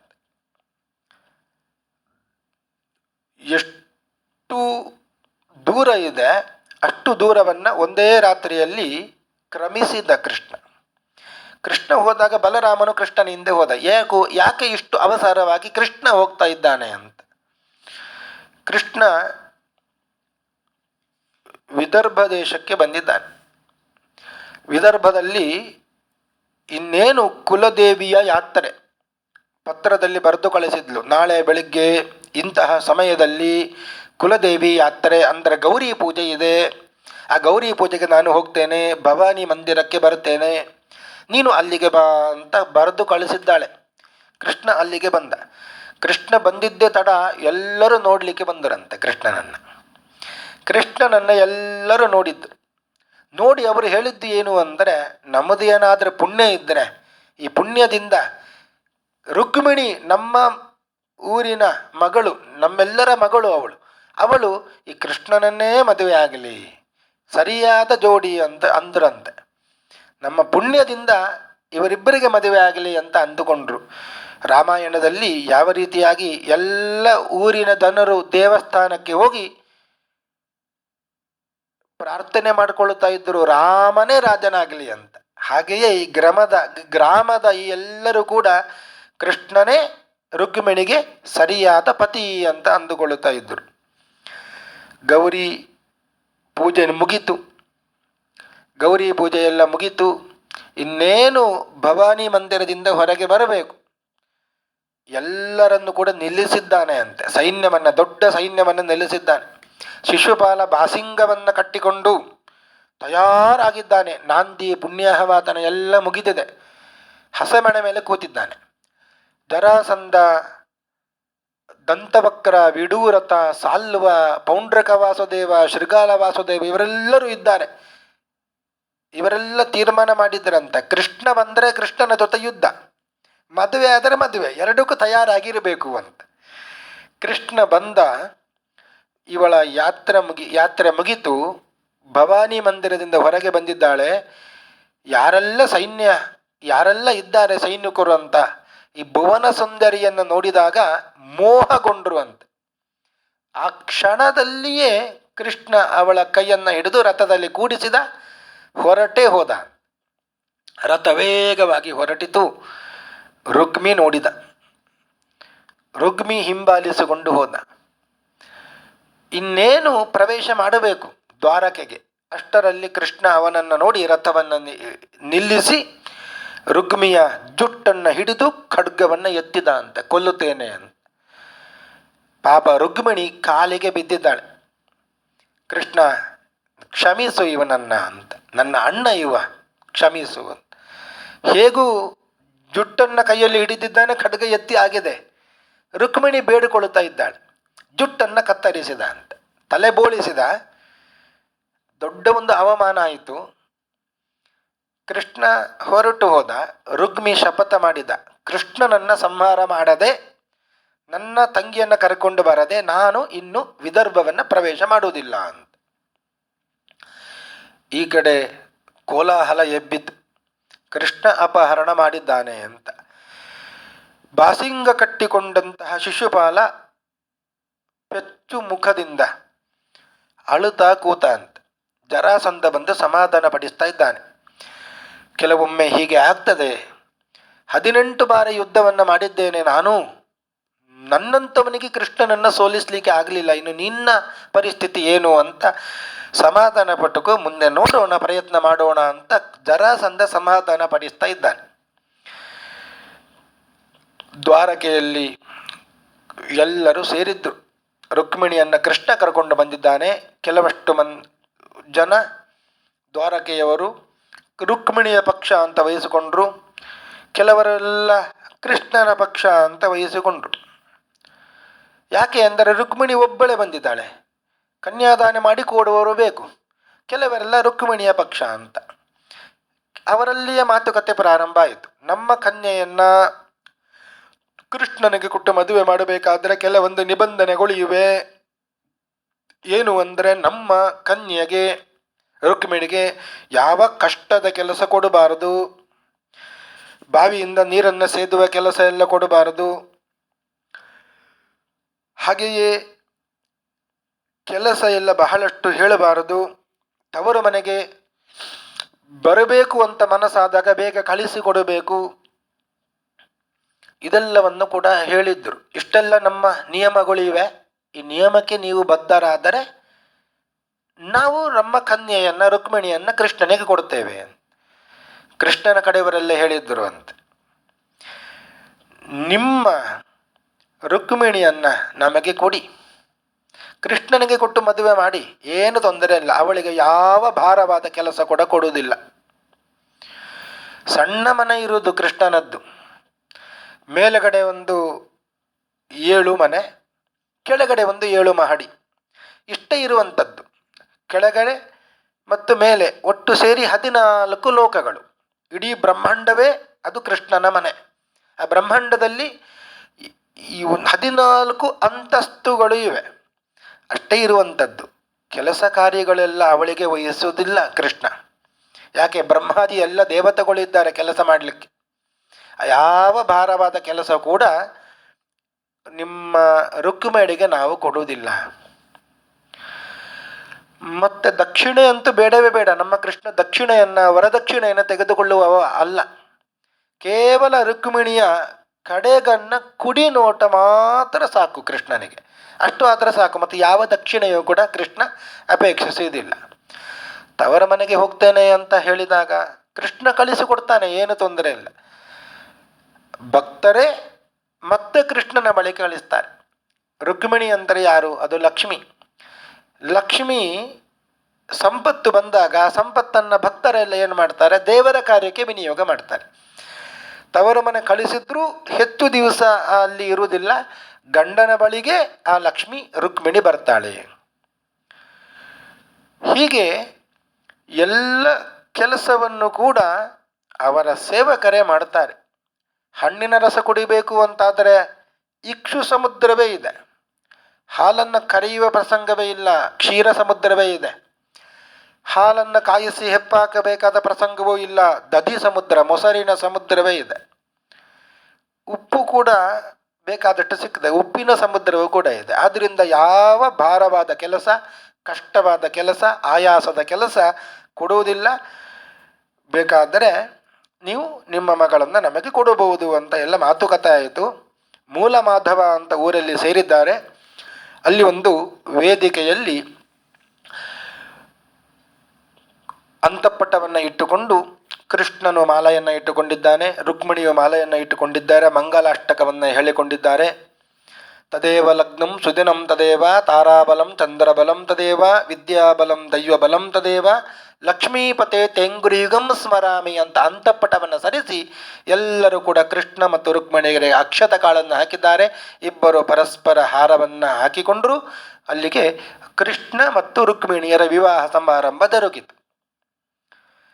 ಇದು ವಿವಾಹ ಆಯಿತು. ಕೃಷ್ಣ ರುಕ್ಮಿಣಿ ವಿವಾಹ ಸಮಾರಂಭ ನಡೀತು. ಇದಾದ ಮೇಲೆ ಮತ್ತೆ ಕೃಷ್ಣ ಸತ್ಯಭಾಮೆಯನ್ನು ಮದುವೆ ಆಗ್ತಾನೆ. ಸತ್ಯಭಾಮೆಯನ್ನು ಮದುವೆ ಆದ. ಸತ್ಯಭಾಮೆ ಮತ್ತು ರುಕ್ಮಿಣಿ ಇಬ್ಬರು ಕೂಡ ಸಾಕ್ಷಾತ್ ಲಕ್ಷ್ಮಿಯ ಅವತಾರ. ಇನ್ನು 6 ಮಂದಿ ಮದುವೆ ಆದ ಅಂತೆ. ಜಾಂಬವತಿ, ನೀಲ, ಭದ್ರ, ಮಿತ್ರವಿಂದ, ಕಾಲಿಂದಿ, ಲಕ್ಷಣ ಅಂತ ಈ ಅಷ್ಟಮಹಿಷಿಯರು. ರುಕ್ಮಿಣಿ ಮತ್ತು ಸತ್ಯಭಾಮೆ ಸೇರಿ ಅಷ್ಟಮಹಿಷಿಯರು. ರುಕ್ಮಿಣಿ ಮತ್ತು ಸತ್ಯಭಾಮೆಯನ್ನು ಬಿಟ್ಟು ಷಣ್ಮಹಿಷಿಯರು. ಒಟ್ಟು ಕೃಷ್ಣನಿಗೆ ಈಗ 8 ಮದುವೆ ಆಯಿತು. ಇನ್ನೂ 16,100 ಮಂದಿ ಹೆಣ್ಣು ಮಕ್ಕಳನ್ನು ಕೂಡ ಮದುವೆ ಆಗ್ತಾನೆ ಕೃಷ್ಣ. ಪ್ರಾಗ್ಜ್ಯೋತಿಷ ಅಂತ ಒಂದು ಊರು, ಈಗಿನ ಅಸ್ಸಾಂ. ಅದು ನರಕಾಸುರನ ಊರು. ಅದು ನರಕಾಸುರ 16,100 ಮಂದಿ ಹೆಣ್ಣು ಮಕ್ಕಳನ್ನು ಬಂಧನದಲ್ಲಿ ಇಟ್ಟುಬಿಟ್ಟಿದ್ದ. ಕೃಷ್ಣ ಹೋಗಿ ನರಕಾಸುರನ್ನ ಸಂಹಾರ ಮಾಡಿ ಇವರನ್ನೆಲ್ಲ ಬಿಡಿಸಿದ.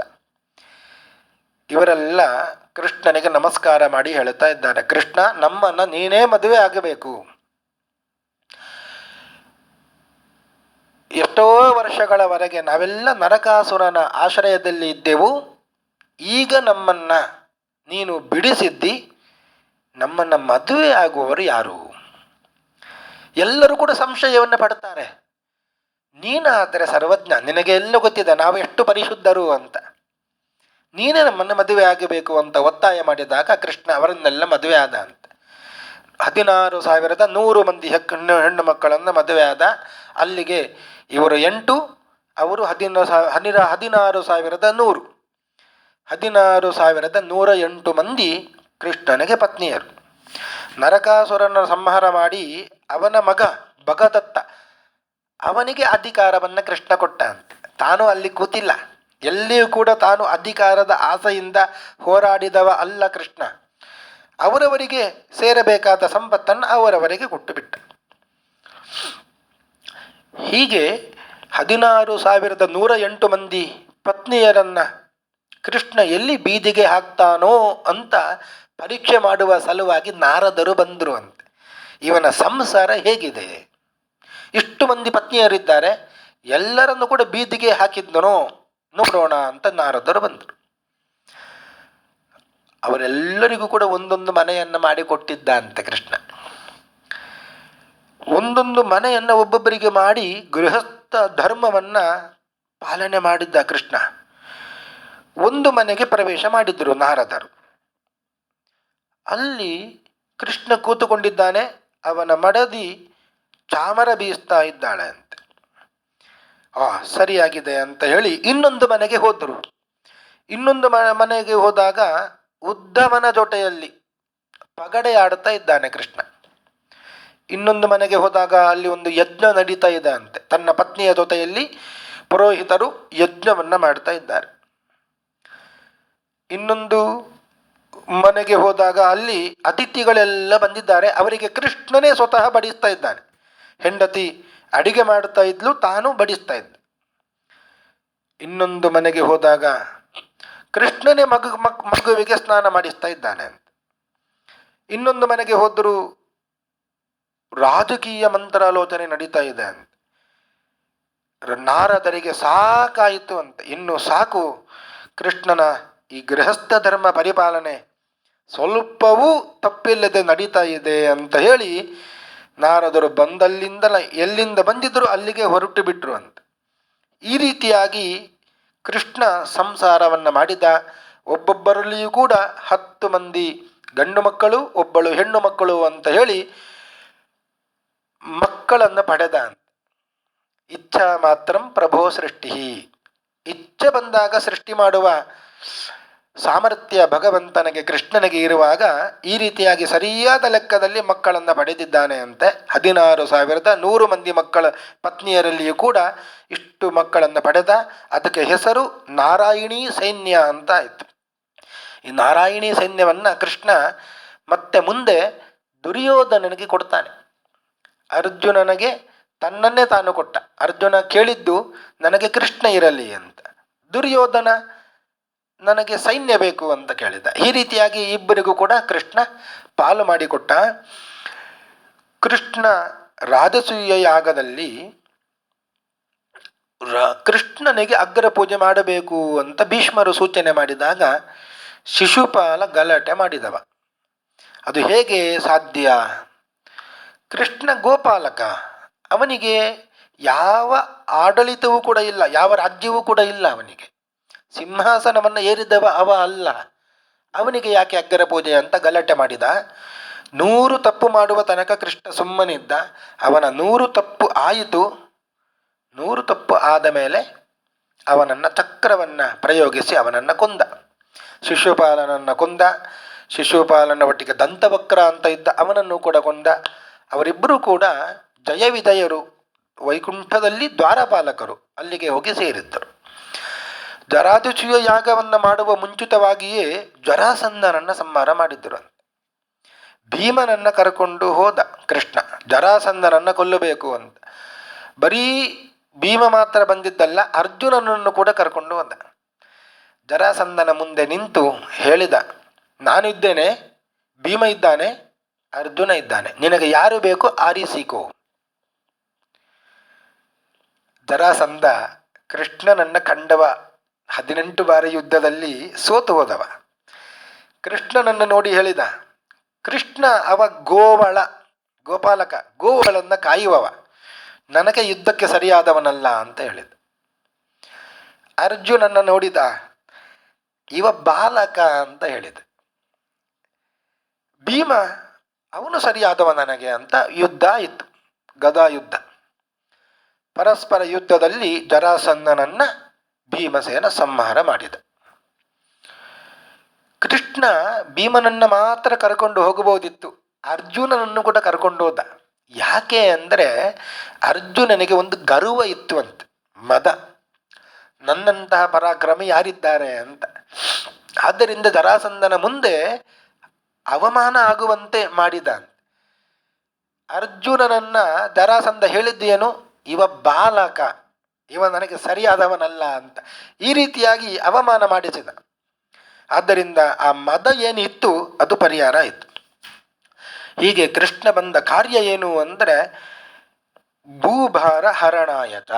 ಕೃಷ್ಣ ಅವತಾರ ಮಾಡಿ ಬಂದದ್ದೇ ಭೂಮಿಯ ಭಾರವನ್ನು ಕಡಿಮೆ ಮಾಡಬೇಕು ಅಂತ. ಹಾಗಾಗಿಯೇ ಕೃಷ್ಣ ಅವತಾರ ಮಾಡಿ ಬಂದು ಇವರನ್ನೆಲ್ಲ ದುಷ್ಟರನ್ನೆಲ್ಲ ಸಂಹಾರ ಮಾಡಿದ್ದಾನೆ. ಕೊನೆಗೆ ನನ್ನ ಅವತಾರ ಸಮಾಪ್ತಿ ಆಗಬೇಕು, ಅವತಾರ ಸಮಾಪ್ತಿ ಆಗಬೇಕು. ತಾನೇ ಒಂದು ಉಪಾಯವನ್ನು ಮಾಡಿಕೊಂಡ ಅಂತ. ಜಾಂಬವತಿಯ ಮಗ ಸಾಂಬ ಅಂತ. ಆ ಸಾಂಬನಿಗೆ ಎಲ್ಲ ಗೆಳೆಯರೆಲ್ಲ ಸೇರಿ ಹೊಟ್ಟೆಯನ್ನು ಬಟ್ಟೆ ಕಟ್ಟಿ ಗರ್ಭಿಣಿಯ ವೇಷವನ್ನು ಹಾಕಿದ್ದರು. ಮುನಿಗಳ ಮುಂದೆ ಕರ್ಕೊಂಡು ಹೋಗಿ ಕೇಳಿದ್ರು ಅಂತೆ, ನಮ್ಮ ಈ ಮಗಳಿಗೆ ಗರ್ಭಿಣಿಯಾಗಿದ್ದಾಳೆ, ಹೊಟ್ಟೆಯಲ್ಲಿ ಇರುವ ಮಗು ಹೆಣ್ಣೋ ಗಂಡೋ ನೀವು ಹೇಳಬೇಕು ಅಂತ ಮುನಿಗಳಿಗೆ ಕೇಳಿದ್ರು. ಮುನಿಗಳಿಗೆ ವಿಷಯ ಗೊತ್ತಾಯಿತು, ಇದು ನಟನೆ ಅಂತ, ಅಪಹಾಸ್ಯ ಮಾಡ್ತಾ ಇದ್ದಾರೆ. ಅದು ಗಂಡು ಅಲ್ಲ ಹೆಣ್ಣು ಅಲ್ಲ ಒನಕೆ ಅಂತ ಹೇಳಿಬಿಟ್ರು. ಮನೆಗೆ ಹೋಗಿ ಬಟ್ಟೆ ಬಿಚ್ಚಿ ನೋಡ್ತಾರೆ, ಹೊಟ್ಟೆ ದೊಡ್ಡದೇ ಇದೆ, ಹೊಟ್ಟೆಯಲ್ಲಿ ಒನಕೆ ಇದೆ. ಶಾಪವೇ ಕೊಟ್ಟು ಬಿಟ್ಟಿದ್ದರು, ನಿನ್ನ ಹೊಟ್ಟೆಯಲ್ಲಿ ಒನಕೆ ಹುಟ್ಟುತ್ತದೆ, ಆ ಒನಕೆಯಿಂದಲೇ ನಿಮ್ಮ ಯಾದವರ ವಂಶ ನಿರ್ವಂಶ ಆಗಿಬಿಡ್ತದೆ ಅಂತ. ಆ ಒನಕೆಯನ್ನು ಯಾದವರೆಲ್ಲ ಸೇರಿ ಪುಡಿ ಪುಡಿ ಪುಡಿ ಮಾಡಿದ್ದರು, ಸಮುದ್ರಕ್ಕೆ ಎಸೆದು ಬಿಟ್ರು, ನಮ್ಮನ್ನು ಹೇಗೆ ಕೊಲ್ತದೆ ನೋಡೋಣ ಅಂತ. ಇನ್ನು ಒಂದು ಕಟ್ಟ ಕಡೆಯ ಒನಕೆಯ ಭಾಗ ಇತ್ತು, ಅದನ್ನು ಚೂರು ಮಾಡಲಿಕ್ಕೆ ಆಗಲಿಲ್ಲ. ಅದು ಒಬ್ಬನಿಗೆ ಸಿಕ್ಕಿತು, ಬೇಡನಿಗೆ. ಈ ಸಮುದ್ರದಲ್ಲಿ ಹಾಕಿದ ಪುಡಿ ಪುಡಿಗಳು ತೆರೆಯಿಂದ ಅಪ್ಪಳಿಸಿಕೊಂಡು ದಡಕ್ಕೆ ಬಂದು ಚೂಪಾದಂತಹ ಹುಲ್ಲು ಬೆಳೆದಿದೆ ಅಂತೆ, ಒನಕೆಯಂತೆಯೇ ಬೆಳೆದಿದೆ. ಯಾದವರೆಲ್ಲ ಅದನ್ನು ತೆಗೆದುಕೊಂಡು ಪರಸ್ಪರ ಕಾದಾಡಿಕೊಂಡು ಎಲ್ಲರೂ ಸತ್ತರು. ಇನ್ನು ಉಳಿದವ ಯಾರು ಅಂದರೆ ಒಬ್ಬ ಕೃಷ್ಣ. ಆ ಒನಕೆಯ ಗಟ್ಟಿಯ ಭಾಗ ಅದನ್ನು ಎಸೆದಾಗ ಅದು ಜರ ಎಂಬ ವ್ಯಾಧನ ಬಳಿಗೆ ಸಿಕ್ಕಿತು. ಅದನ್ನೇ ಬಾಣವನ್ನಾಗಿ ಮಾಡಿದ, ಆ ಬಾಣವನ್ನು ಹೂಡಿದ ಅಂತೆ. ಮರದ ಬುಡದಲ್ಲಿ ಕೃಷ್ಣ ಇದ್ದ, ಅದು ಕೃಷ್ಣನ ಪಾದಕ್ಕೆ ತಾಗಿತು. ಕೃಷ್ಣ ಅವತಾರ ಸಮಾಪ್ತಿ ಮಾಡಬೇಕು ಅಂತಲೇ ಈ ಉಪಾಯವನ್ನು ಮಾಡಿದ್ದು. ಆ ದೇಹ ಮಾತ್ರ ಅಲ್ಲಿ ಇತ್ತು, ಕೃಷ್ಣ ಅವತಾರ ಸಮಾಪ್ತಿ ಮಾಡಿ ಹೊರಟು ಹೋದ ಅಂತ. ಉದ್ಧವ ಕೇಳುತ್ತಾನೆ ಕೃಷ್ಣನಲ್ಲಿ, ನೀನು ಇದ್ದಾಗ ನಿನ್ನನ್ನು ನೋಡಿದವರು ನಾವೆಲ್ಲ, ನೀನು ಅವತಾರ ಸಮಾಪ್ತಿ ಮಾಡಿ ಹೋದ ಮೇಲೆ ನಾವು ಹೇಗೆ ನಿನ್ನನ್ನು ಆರಾಧನೆ ಮಾಡಬೇಕು ಅಂತ ಹೇಳಿದಾಗ ಆ ಉದ್ಧವನಿಗೆ ಕೃಷ್ಣ ಹೇಳುವ ಮಾತು, ನನ್ನ ತೇಜಸ್ಸನ್ನು ಈ ಭಾಗವತದಲ್ಲಿ ಇಡುತ್ತೇನೆ. ಯಾರಿಗೆ ಕೃಷ್ಣ ಬೇಕೋ ಅವರು ಭಾಗವತವನ್ನು ಶ್ರವಣ ಮಾಡಿ ಅಲ್ಲಿ ಕೃಷ್ಣನ ಅನುಗ್ರಹ ಆಗ್ತದೆ ಅಂತ ಕೃಷ್ಣ ಉದ್ಧವನಿಗೆ ಮಾತು ಕೊಟ್ಟಿದ್ದಂತೆ. ಆದ್ದರಿಂದಲೇ ಶ್ರೀಮದ್ ಭಾಗವತ ಅಂದರೆ ಅದು ಸಾಕ್ಷಾತ್ ಕೃಷ್ಣನೇ. ಭಾಗವತ ಶ್ರವಣ ಮಾಡೋದು ಅಂದರೆ ಕೃಷ್ಣನ ಕಥೆಯನ್ನು ಕೇಳುವಂಥದ್ದು. ಹೀಗೆ ಕೃಷ್ಣನ ಕಥೆ ಅದು ಸಮಾಪ್ತಿ ಆಯಿತು. ಈ ಭಾಗವತವನ್ನು ಕೇಳುತ್ತಾ ಇದ್ದಂತಹ ಪರೀಕ್ಷಿತ ರಾಜ ಅವ ಭಗವಂತನನ್ನೇ ಧ್ಯಾನ ಮಾಡುತ್ತಾ ಇದ್ದಾನೆ.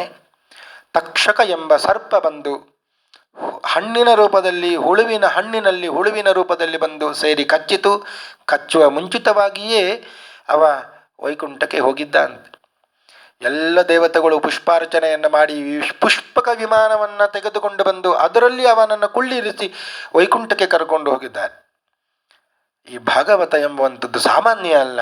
ಎಂತಹ ದೊಡ್ಡ ಪಾಪವನ್ನು ಮಾಡಿದ್ರೂ ಈ ಭಾಗವತವನ್ನು ಶ್ರವಣ ಮಾಡಿದಾಗ ಪರೀಕ್ಷಿತ್ ಎಂತಹ ಪಾಪವನ್ನು ಮಾಡಿದ್ದ, ಆದರೂ 7 ದಿನದ ಭಾಗವತವನ್ನು ಕೇಳಿ ವೈಕುಂಠಕ್ಕೆ ಕರ್ಕೊಂಡು ಹೋದರು ದೇವತೆಗಳು, ಭಗವಂತ. ಆದ್ದರಿಂದ ಎಲ್ಲ ಪಾಪವನ್ನು ಕೂಡ ಪರಿಹಾರ ಮಾಡುವಂಥದ್ದು. ಮುಂದೆ ಮಾರ್ಕಂಡೇಯರ ಚರಿತ್ರೆ ಕೂಡ ಬರ್ತದೆ. ಮಾರ್ಕಂಡೇಯರು ಭಗವಂತನ ತಪಸ್ಸು ಮಾಡಿ ಪ್ರಳಯವನ್ನೇ ನೋಡಿದವರು. ಯಾವ ರೀತಿಯಾಗಿ ಪ್ರಳಯ ನಡೀತದೆ, ನಿನ್ನ ಸೃಷ್ಟಿಯ ಸ್ಥಿತಿಯ ನಾಶದ ವಿಚಿತ್ರವಾದಂತಹ ಮಹಿಮೆಯನ್ನು ನಾನು ನೋಡಬೇಕು ಅಂತ ವರ ಕೇಳಿದಾಗ ಆಯಿತು ಅಂತ ಹೇಳಿದ್ದರು ಮಾರ್ಕಂಡೇಯರು. ತಾನು ಬದುಕಿದ್ದಾಗಲೇ ಇಡೀ ಪ್ರಳಯವನ್ನು ನೋಡಿದ್ದರು. ಅಂತಹ ಮಾರ್ಕಂಡೇಯರಿಗೆ ರುದ್ರದೇವರು ಬಂದು ವರ ಕೊಟ್ಟಿದ್ದಾರೆ, 7 ಕಲ್ಪದವರೆಗೆ ಬದುಕಿರು ಅಂತ. ಚಿರಂಜೀವಿಯಾದವರು ಮಾರ್ಕಂಡೇಯರು. ಇಂತಹ ಚರಿತ್ರೆಯನ್ನು ಒಳಗೊಂಡಂತಹ ಶ್ರೀಮದ್ ಭಾಗವತ ಉಪನ್ಯಾಸ 7 ದಿನಗಳ ಕಾಲದವರೆಗೆ ನಡೆದಿದೆ. ಶ್ರೀಕೃಷ್ಣನೇ ಅನುಗ್ರಹ ಮಾಡಿ ಈ ಭಾಗವತವನ್ನು ಉಪನ್ಯಾಸವನ್ನು ನಡೆಸಿಕೊಂಡಿದ್ದಾನೆ. ಯಾರು ಇದನ್ನು ಶ್ರೀಮದ್ ಭಾಗವತ ಉಪನ್ಯಾಸವನ್ನು ಮಾಡಿಸಿದ್ದಾರೋ, ಯಾರು ಕೇಳಿದ್ದಾರೋ, ಯಾರು ಹೇಳಿದ್ದಾರೋ ಎಲ್ಲರಿಗೂ ಕೂಡ ಕೃಷ್ಣನ ಅನುಗ್ರಹ ಆಗಿ ಎಲ್ಲ ಅರಿಷ್ಟಗಳು ನಿವೃತ್ತಿಯಾಗಿ ಎಲ್ಲ ಅಭಿಷ್ಟಗಳು ಸಿದ್ಧಿಯಾಗಲಿ ಅಂತ ಶ್ರೀಮದ್ ಭಾಗವತ ಪ್ರತಿಪಾದ್ಯ ಶ್ರೀ ಗೋಪಾಲಕೃಷ್ಣನಲ್ಲಿ ಪ್ರಾರ್ಥನೆಯನ್ನು ಮಾಡುತ್ತಾ ಈ ಉಪನ್ಯಾಸವನ್ನು ಮುಗಿಸ್ತಾ ಇದ್ದೇನೆ. ಶ್ರೀ ಕೃಷ್ಣಾರ್ಪಣಮಸ್ತು. ಹರಯೇ ನಮಃ.